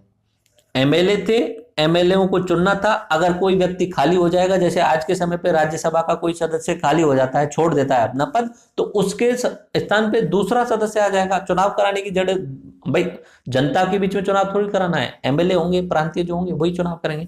ठीक है, तो इसका आंसर आपको ध्यान रखना है। अगर राइट आंसर की बात की जाए तो वो बॉम्बे से चुने गए थे। ठीक है, राइट आंसर अगर पूछा जाए कि संविधान सभा में डॉक्टर अंबेडकर जी कहाँ से चुनकर आए थे, तो वो बॉम्बे से चुनकर आए थे। बाकी उससे पहले वो बंगाल से थे, लेकिन बंगाल कहाँ चला गया? पाकिस्तान के हिस्से में चला गया। तो बाद में कांग्रेस की सीट पर और वो बॉम्बे से चुनकर आए थे, उनके लिए MR जयकर के द्वारा वहां पे अपना पद छोड़ दिया गया था। डॉक्टर अंबेडकर इसके अध्यक्ष, उसके अलावा KM मुंशी कांग्रेस पार्टी के थे, मोहम्मद सादुल्ला मुस्लिम लीग के थे। अब मुस्लिम लीग का मतलब ये नहीं है कि सारे के सारे मतलब पाकिस्तान में चले जाएंगे। मुस्लिम लीग चुनाव लड़ता था, पूरे भारत में लड़ता था। अब कुछ हिस्सा पाकिस्तान में चला गया, पंजाब वाला, बंगाल वाला, लेकिन बहुत सारा हिस्सा था इंडिया के अंदर था, वहां पे भी मुस्लिम लीग से चुनाव लड़के आते थे। अब भारत जब आजाद हो गया है, आजाद होने के बाद भी जो हिस्सा पाकिस्तान में चला गया वो तो मंत्री उधर चले गए, लेकिन अंदर थे भारत के वो लोग मुस्लिम लीग से ही और संविधान सभा में रहे। ठीक है, मोहम्मद सादुल्ला मुस्लिम लीग से, Bharat Muslim Indian Muslim League इसका नाम रख दिया गया था। तो Mohammad Saadulla Indian Muslim League से अपना इसमें शामिल रहे। उसके अलावा BM मित्तर थे, इनकी मृत्यु हो गई। इनके स्थान पर N माधवराव आए थे। अल्लादी कृष्ण स्वामी अयंगर थे, N गोपाल स्वामी अयंगर थे, अल्लादी कृष्ण स्वामी अय्यर थे और N गोपाल स्वामी अयंगर थे। DP खेतान थे, इन्होंने इस्तीफा दे दिया था, तो इनके स्थान पे TT कृष्णमाचारी जो कांग्रेस से थे वो प्रारूप समिति में शामिल थे। तो कुल मिला के 7 सदस्य थे। इस तरीके से कर सकते हो, 1+6, एक कौन है? BR अम्बेडकर, बाकी 6। अब इनमें से ज्यादातर तो इनएक्टिव ही थे। नॉर्मली देखो ज्यादातर इनएक्टिव थे। एक तो जो साउथ वाले हैं N गोपाल स्वामी अयंगर, अल्लादी कृष्ण स्वामी अय्यर, ये इनएक्टिव ही थे, साउथ वाले आ ही नहीं पाते थे। ओके, उसके अलावा मोहम्मद सादुल्ला भी भाग नहीं लेते थे। KM मुंशी कभी कभी आ जाते थे, बी एम मित्तर की मृत्यु हो गई तो एन माधवराव जी थे, लेकिन वो भी उतना ज्यादा ध्यान नहीं, एन माधवराव जी थे, कश्मीर से थे। टीटी कृष्णमाचारी, ये ज्यादातर लोग नहीं आ पाते थे, सारा का सारा दामोदर जो रहता था, सारा का सारा कार्यभार रहता था बी आर अम्बेडकर पे। ठीक है, तो एक तरीके से प्रारूप समिति का पूर्ण पूर्ण का भी एक तरीके से किस पे आ गया, डॉक्टर बी आर अम्बेडकर पे, उन्होंने ही सारा काम किया था। 30 अगस्त 1947 को प्रारूप समिति की प्रथम बैठक हुई। इसके पश्चात 114 दिन तक प्रारूप पर चर्चा की गई। ओके, 114 दिन तक उन्होंने प्रारूप पर चर्चा की। इसके अलावा अगर बात करें कुछ चीजों की, तो डॉक्टर बी आर अम्बेडकर के द्वारा संविधान सभा के समक्ष प्रस्तुत किया गया था। 114 दिन की प्रारूप चर्चा के बाद में यह प्रस्तुत किया था उन्होंने, the constitution as settled by assembly to be passed. ठीक है, अब बात समझ में आई क्या हुई। 30 अगस्त, उससे पहले भी मैं ऊपर तक चलता हूं। बेनेगल नरसिंह राव, बी एन राव, ठीक है, इन्होंने प्रारूप तैयार किया। ठीक है, इन्होंने प्रारूप 30 अगस्त से पहले तैयार किया है। 30 अगस्त को प्रारूप समिति बनती है 1947 को। ठीक है, प्रारूप समिति बनती है।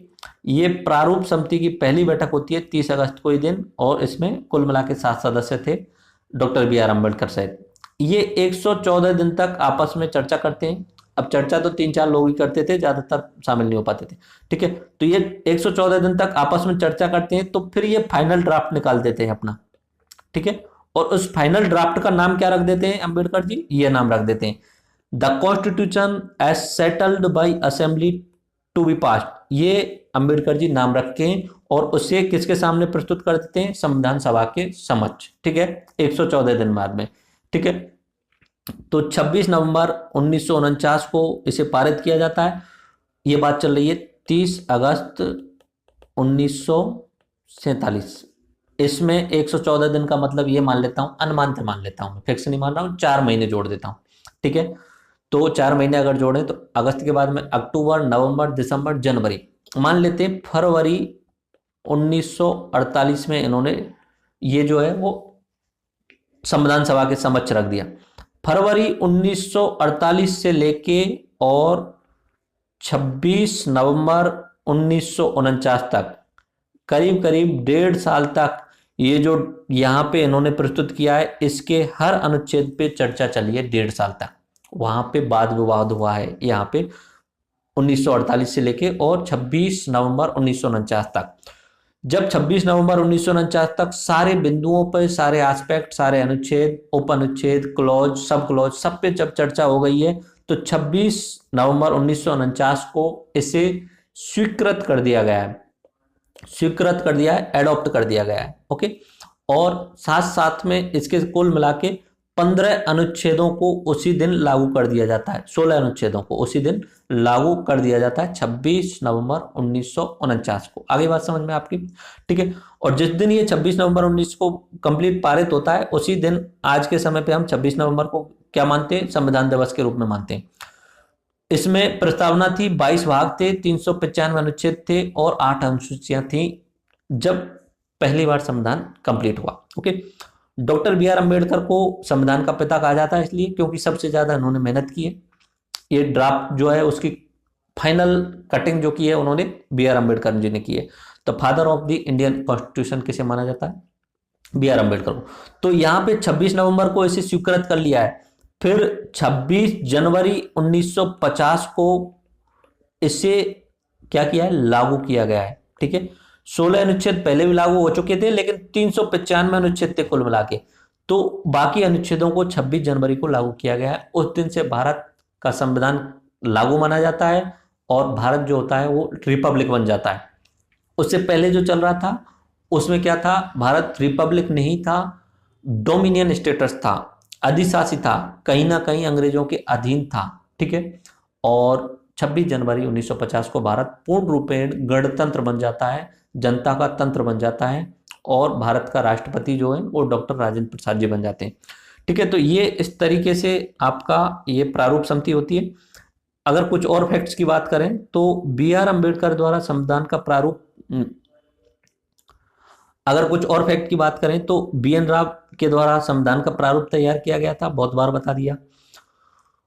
इनके कुछ फैक्ट और देखें तो BN राव जी थे, बेनेगल नरसिंह राव जी थे, उन्होंने बर्मा का संविधान का प्रारूप भी तैयार किया था। और ये BN राव जी थे, वो अंतर्राष्ट्रीय न्यायालय में न्यायाधीश भी रहे थे। ओके। 30 अगस्त 1947 को प्रारूप समिति का अध्यक्ष बनाया जाता है BR अम्बेडकर को। 6 सदस्य कांग्रेस के टिकट से निर्वाचित हुए थे। KM मुंशी मूलतः कांग्रेस से जुड़े थे, सिर्फ 5 सदस्य कांग्रेस से नहीं थे। 7 सदस्य थे कुल मिला के प्रारूप समिति में। ठीक। BR अम्बेडकर कांग्रेस से आए, ठीक है, MR जयकर के स्थान पे कांग्रेस के जगह से आए। बाकी अगर बात करें तो 6 सदस्य जो थे वो कांग्रेस से टिकट से आए थे, लेकिन कांग्रेस पार्टी से जुड़े हुए नहीं थे शुरू से। अब जैसे BR अम्बेडकर जी को लेके आए थे, ऐसे ही बाकी लोगों को लेके आए थे कांग्रेस में।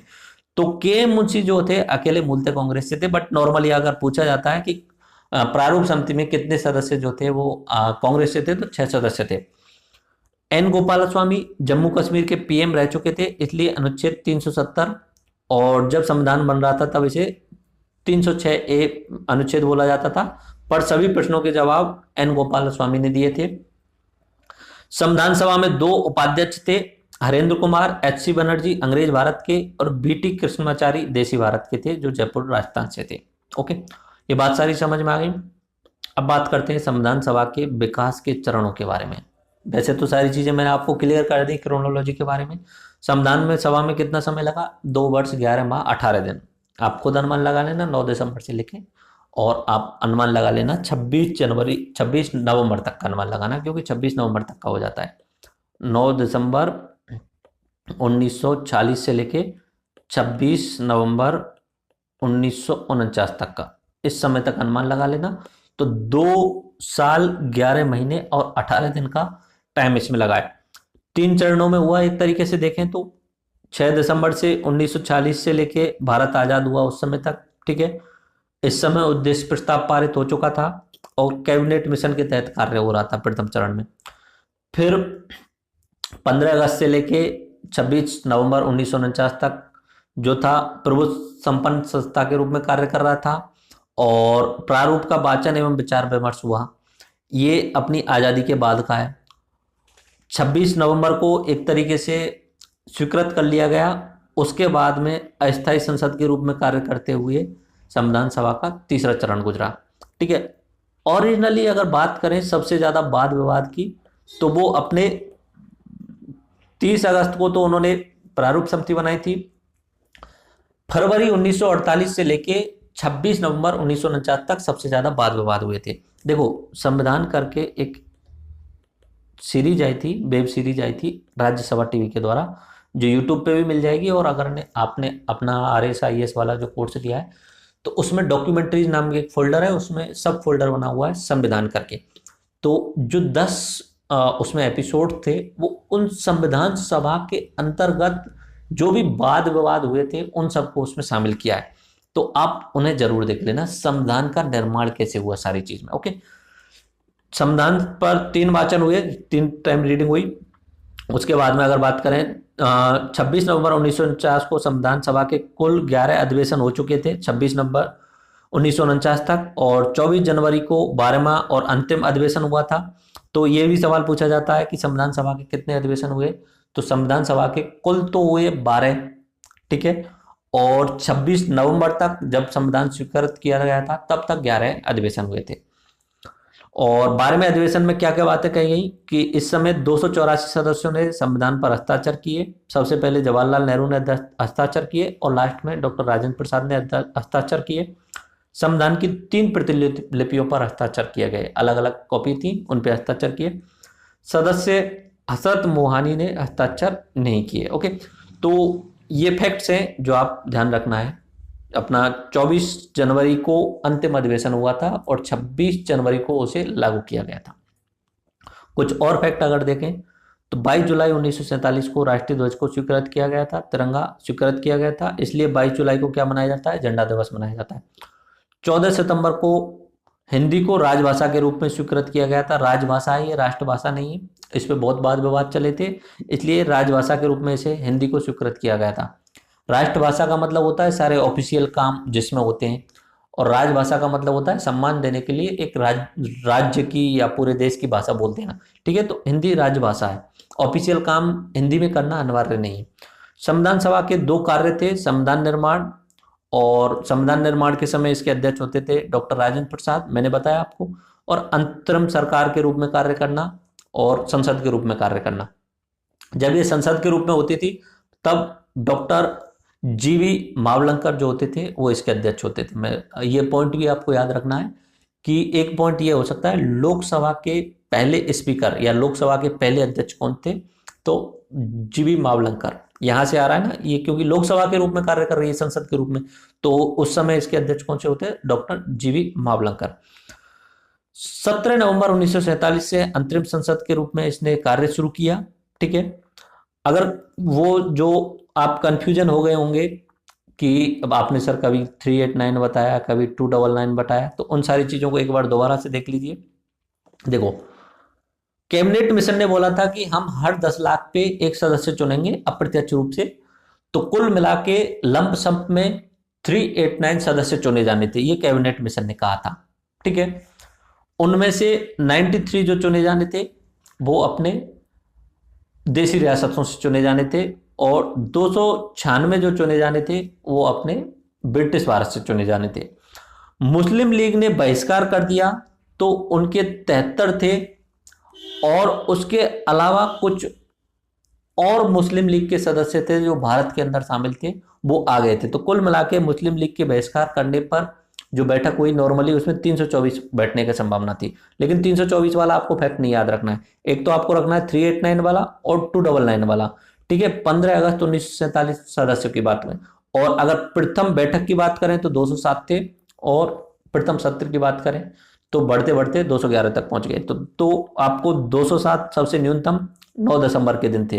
ठीक है, 211 23 दिसंबर के दिन तक पहुंच गए थे। ओके, 299 ये आजादी के बाद में इतने सदस्य होने चाहिए थे, और 389 9 दिसंबर को जब पहली बैठक हुई थी उस दिन इतने सदस्य होने चाहिए थे कैबिनेट मिशन के अनुसार से, लेकिन आए नहीं, मुस्लिम लीग ने बहिष्कार किया, देशी रियासतों ने भेजा नहीं।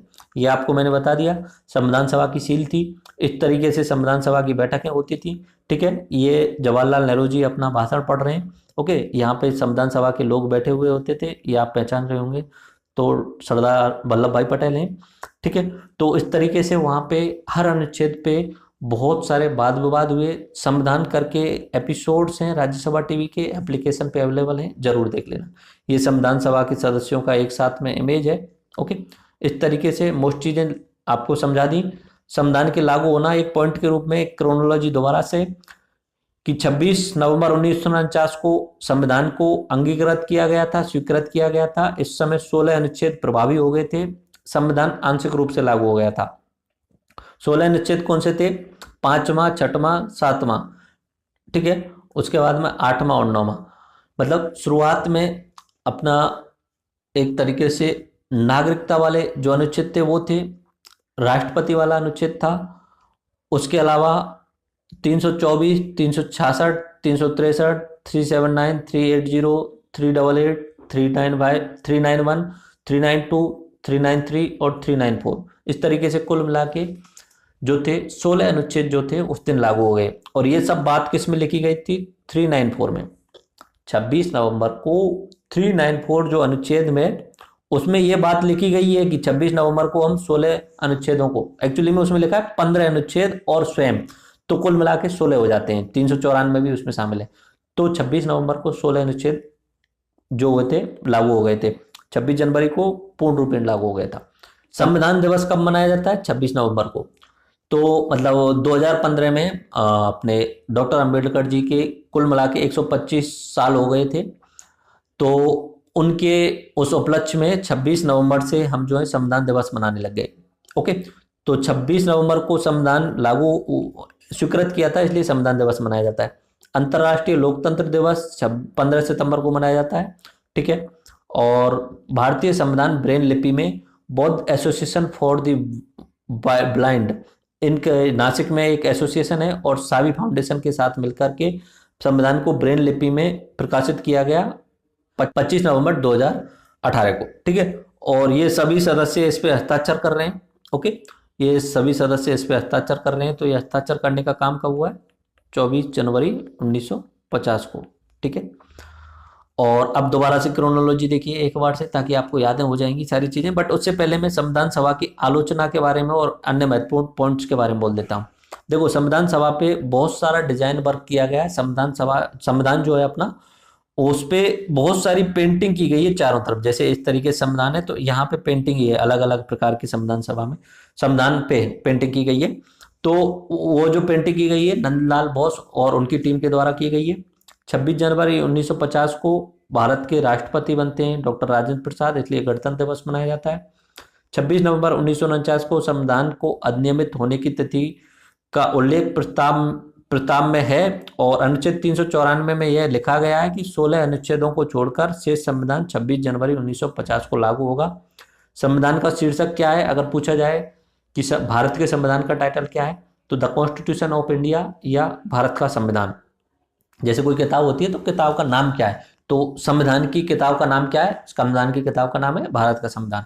अनुच्छेद 395 में क्या लगा है? संविधान के लागू होने के साथ ही जीओआई एक्ट 1935 और इंडियन इंडिपेंडेंट एक्ट 1947 समाप्त हो जाएगा। ये अनुच्छेद 395 में लिखा है। ठीक है, और 1987 में 58वें संविधान संशोधन द्वारा 394 में नया अनुच्छेद जोड़ा गया। संविधान को हिंदी भाषा में अनुवादित करवाया गया। ओके, डॉक्टर राजेंद्र प्रसाद ने संविधान सभा की अंतिम बैठक में डॉक्टर बी.आर. अम्बेडकर को दक्ष पायलट की भूमिका दी थी।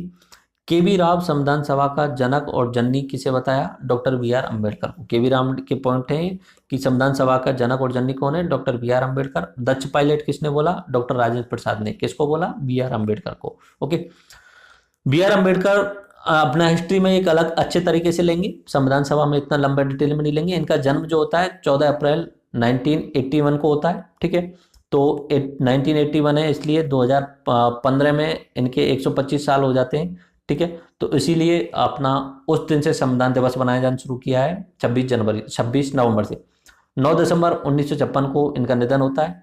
ये एक न्यायविद थे, इकोनॉमिस्ट, अर्थशास्त्री थे, राजनेता थे, सामाजिक सुधारकर्ता थे। इन्हें फादर ऑफ इंडियन कॉन्स्टिट्यूशन कहा जाता है, मेकर ऑफ मॉडर्न इंडिया या आधुनिक भारत के मनु भी कहा जाता है।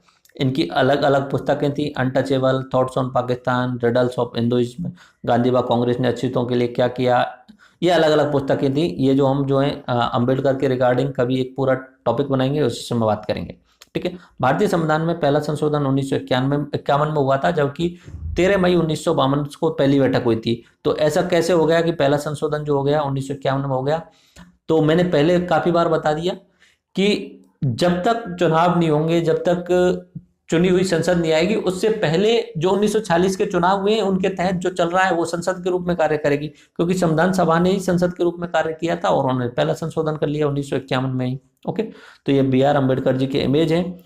अब यहाँ पे संविधान सभा की आलोचना का पॉइंट और देख लेते हैं, क्या क्या कहा किस किसने। विंस्टन चर्चिल जो इंग्लैंड के भूतपूर्व प्रधानमंत्री थे, उन्होंने कहा संविधान सभा एक जाति की संस्था है, एक जाति एक तरीके से हिंदुओं की संस्था है। सेम सर जॉन साइमन ने भी कहा संविधान सभा हिंदुओं की सभा है। ग्रेनविल ऑस्टिन ये अमेरिका के इतिहासकार हैं, ये इन्होंने लिखी है एक पुस्तक Indian constitution corner stone of the nation. ठीक है, तो इन्होंने संविधान सभा को कांग्रेस कहा है और कांग्रेस को इन्होंने भारत कहा है। तो ये ग्रेनविल ऑस्टिन के शब्द हैं कि संविधान सभा ही कांग्रेस है और कांग्रेस ही भारत है। ओके, संविधान सभा संप्रभु संस्था नीति, ऐसा सवाल पूछा जाता है या जो आलोचना करते हैं वो बोलते हैं संविधान सभा संप्रभु संस्था नहीं थी और जनता के द्वारा चुनी नहीं गई थी। ठीक है, डायरेक्ट उसका चुनाव नहीं हुआ था, अप्रत्यक्ष रूप से चुनाव हुआ था और वोटिंग सबके पास में नहीं थी क्योंकि बहस मताधिकार नहीं था। ठीक है, तो ये बात बिल्कुल सही है फैक्ट के रूप में तो, लेकिन बात की जाए ओरिजिनलिटी और उस समय की कंडीशंस के हिसाब से तो ऐसा नहीं था। संप्रभु थी, सारे डिसीजन खुद ही लिए थे, वो सदस्य थे उन्होंने ही डिसीजन लिए थे, लेकिन उस समय की कंडीशन ऐसी थी कि वहां पे बहस मताधिकार नहीं किया जा सकता था। ओके, 296 का अप्रत्यक्ष चुनाव हुआ था, 93 मनोनीत हुए थे, ये सारी चीजें बता दी। तो कोई जो आलोचक होता है वो ये बोलता है कि संविधान सभा जो है वो संप्रभु नहीं थी और लोगों के द्वारा चुनी नहीं गई थी, अप्रत्यक्ष चुनाव हुए थे, लेकिन जितना वो हुआ था लोगों ने ही किसी को चुना था, उन्होंने और संविधान सभा सदस्यों को चुना था। ठीक है, तो फैक्ट के रूप में सही है, लेकिन हमें इसका समर्थन नहीं करना है। संविधान सभा एक तरीके से संप्रभु संस्था के रूप में काम किया था, स्वतंत्र रूप से काम किया था। संविधान सभा के सदस्यों को अप्रत्यक्ष रूप से चुने गए थे। ठीक है, जनता ने प्रांतीय चुनाव किए और प्रांतीय चुनावों से संविधान सभा चुने गए थे। संविधान जो है 1935 के एक्ट की प्रतिलिपि है, ये उधार का संविधान है, ऐसा आलोचक बोलते हैं। तो इसका जवाब दिया था डॉक्टर B.R. अम्बेडकर ने कि अन्य देशों के इतिहास व अनुभवों से हमें सीखना चाहिए। ये बात तो नॉर्मल आपको भी पता होगा। आप इतिहास से सीखो, अदर देशों की जो अच्छाइयां हैं उन सबको ग्रहण करो। इसका मतलब ये नहीं है कि आपने कॉपी पेस्ट किया। ठीक है, आप देख लीजिए चाइना कितना आगे निकल गया चीज़ों को सीखते सीखते, कॉपी पेस्ट करते करते। आइवर जेनिंग जो थे इंग्लैंड के एक संविधानवेत्ता थे, तो उन्होंने कहा था भारत का संविधान वकीलों का स्वर्ग है। संविधान की भाषा बहुत जटिल है, इसलिए इन्होंने कहा कि भारत का संविधान जो है वो वकीलों के लिए स्वर्ग है। अब ये सारी चीज़ें अपने इस टॉपिक की कवर हो गई। यहाँ पे इंग्लिश में एक बार मैं आपको रिवाइज करा देता हूँ इन सारे पॉइंट्स को, टाइमलाइन या क्रोनोलॉजी आपको समझा देता हूँ। 6 दिसंबर 1946 को जो है संविधान सभा का गठन हुआ था। ठीक है, गठन जो हो गया है वो 6 दिसंबर 1946 को। पहली बैठक कब हो रही है? 9 दिसंबर 1946 को। First meeting was held in the constitution hall, जिसे आज के टाइम पे सेंट्रल हॉल पार्लियामेंट हाउस कहा जाता है, संसद भवन का केंद्रीय भवन का केंद्रीय हॉल कहा जाता है। पहले पर्सन जिन्होंने एड्रेस किया, पहले वक्ता कौन रहे थे? JB कृपलानी थे। टेम्परेरी प्रेसिडेंट किसको नियुक्त किया गया? टेम्परेरी प्रेसिडेंट अस्थायी अध्यक्ष सच्चिदानंद सिन्हा को। ठीक है, demanding A separate state, the Muslim league boycotted the meeting, और मुस्लिम लीग ने इसमें भाग नहीं लिया। 11 दिसंबर को प्रेसिडेंट का चुनाव हुआ, जिसे राजेंद्र प्रसाद को चुना गया। वाइस प्रेसिडेंट के रूप में हरेंद्र कुमार मुखर्जी को चुना गया। कॉन्स्टिट्यूशन लीगल एडवाइजर जो थे, संवैधानिक सलाहकार जो थे, BN राव। इनिशियली शुरुआत में 389 मेंबर्स इन टोटल, इतने मेंबर्स होने थे, which decline to 299 after partition. Out of 389, 292 जो थे वो गवर्नमेंट जो प्रांतों से, और 4 जो थे वो चीफ कमिश्नर क्षेत्रों से, 93 प्रिंसली स्टेट से थे। 13 दिसंबर 1940 को an objective resolution was presented by Jawaharlal Nehru laying down the underlying principles of the constitution which letter became the preamble of the constitution. तो 13 दिसंबर को अपना उद्देश्य प्रस्ताव जवाहरलाल नेहरू के द्वारा प्रस्तुत किया गया। 22 जनवरी 1947 ऑब्जेक्टिव रेजोल्यूशन यूनिवर्सली एडॉप्टेड, उसे स्वीकृत कर लिया गया। 22 जुलाई 1947 Indian flag adopted. 15 August 1947 achieved independence, India split into dominion of India and dominion of Pakistan. बातें समझ में आ रही होंगी शायद। 29 अगस्त 1947 drafting committee appointed with Dr. B.R. Ambedkar as the chairman. Other 6 members of committee was Munshi K. Munshi, Muhammad Sadullah, Alladi Krishna Swamy Iyer, Gopal Swamy Iyengar, Khaitan and Mittler. ठीक है। 16 जुलाई 1948 along with Harendra Kumar Mukherjee, B.T. Krishnamacharya was also elected as second vice president of Constituent Assembly. 26 November 1949 Constitution of India passed by and adopted as by Assembly. 24 January 1950 last meeting of Constituent Assembly. Constitution of India all signed and accepted with 395 article, 8 schedule and 22 parts. 26 January Constitution of India came into the force. It took 2 years, 11 months and 18 days at a total expenditure of 6.4 million. ठीक है, करीब करीब 64 लाख रुपए का खर्चा हुआ। Ganesh Vasudev Mavalankar, GV Mavalankar was the first speaker when meeting the assembly of Lok Sabha after turning republic. ठीक है, तो GV मावलंकर जो पहले से भी संसद जब बनती थी संसद के रूप में कार्य करते थे, तो उस समय भी अध्यक्ष होते थे, और रिपब्लिक बनने के बाद में भी पहले लोकसभा स्पीकर बने। ठीक है, इस तरीके से मैंने इंग्लिश में यहाँ पे रिवाइज करा दिया सारी क्रोनोलॉजी को, और मोस्ट ऑफ दी चीज़ें जो आपकी कवर हो गई। अगर आप इसमें कुछ इमेजेस मैंने यहाँ पे डाली हुई हैं, उन्हें समझने की कोशिश करें, तो डॉक्टर राजेंद्र प्रसाद ये संविधान सभा के अध्यक्ष थे। फ्रैंक एंथोनी, इन्हें शुरुआत में उपाध्यक्ष बनाया गया था। सच्चिदानंद सिन्हा की सहायता के लिए। तो ये सच्चिदानंद सिन्हा थे और उस समय काफ़ी बुजुर्ग थे, ये उनका पहला पुराना फोटो होगा। एन गोपालास्वामी अयंगर, ये जो थे अपनी ड्राफ्टिंग कमेटी के सदस्य थे। एच सी मुखर्जी, ये उपाध्यक्ष बनाए गए थे संविधान सभा के बाद में। ये अबुल कलाम आज़ाद, ये राजकुमारी अमृत कौर, और सबसे बड़े दो व्यक्ति बी एन राव और बी आर अम्बेडकर। ठीक है, बेनेगल नरसिंह राव ये संविधान सभा के सदस्य नहीं थे, लेकिन इनका बहुत बड़ा योगदान रहा अपने संविधान को निर्माण करने में। ये इमेजेज हैं जहाँ पे मैं आपको बता रहा था कि इस तरीके की कैलीग्राफी की गई है, इस तरीके की, ये सिंधु घाटी सभ्यता से लिया गया जो ओरिजिनल संविधान की प्रति है।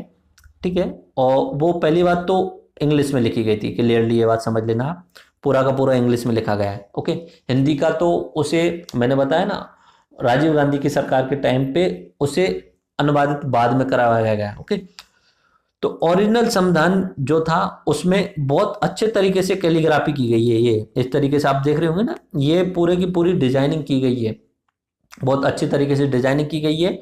और जिसमें हिंदू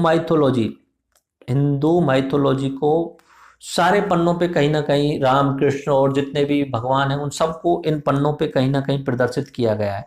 ठीक है, सरकार उस समय भी सेकुलर थी, सरकार अभी भी सेकुलर है। अगर आज के समय पे कोई किसी भी भगवान का नाम या कुछ ले लेते हैं तो आपको लगता है कि कम्युनल हो जाता है, लेकिन ओरिजिनलिटी में ऐसा कुछ नहीं है। ठीक है, तो हिंदू माइथोलॉजी के जितने भी भगवान थे सबके इमेज पूरे संविधान पे आपको मिल जाएंगे, इतना श्योर है। ओके, तो ये आप ऊपर से जो दिखता है ओरिजिनल प्रति, द कॉन्स्टिट्यूशन ऑफ इंडिया, ये अपनी ओरिजिनल प्रति है। तो आज हमारा संविधान सभा वाला टॉपिक कंप्लीट हो गया है, और मैंने आपको बताया राज्यसभा टीवी वाले जो एपिसोड हैं वो आप जरूर देख लेना, और क्या क्या हमने कवर किया ये आपको पता ही चल गया होगा।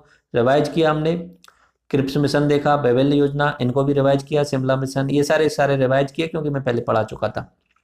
माउंटबेटन योजना, भारत स्वतंत्रता अधिनियम 1947, फिर संविधान सभा पे बात की हमने, संविधान सभा की प्रमुख डेट्स के बारे में बात की, प्रमुख सदस्यों के बारे में बात की, और संख्या के बारे में बात की। 389 निकल के आती है एक संख्या, जब कैबिनेट मिशन आया था तब उसने ऐसा बोला था। उसमें से 296 प्लस 93 ये दो संख्याएं निकल के आती हैं। ठीक है, उसके बाद में अगर चुनाव की बात करें तो 208 कांग्रेस लेके आती है और 73 मुस्लिम लीग की आती है, ये भी आप डाटा याद रख सकते हो। और भारत जब आज़ाद हो जाता है तब सदस्यों की जो संख्या हो जाती है 299 हो जाती है। ओके, आई थिंक ये आपको क्लियर समझ में आ गया होगा, मैंने सारे एस्पेक्ट को कवर किया है, शायद ही कोई पॉइंट छूटा होगा।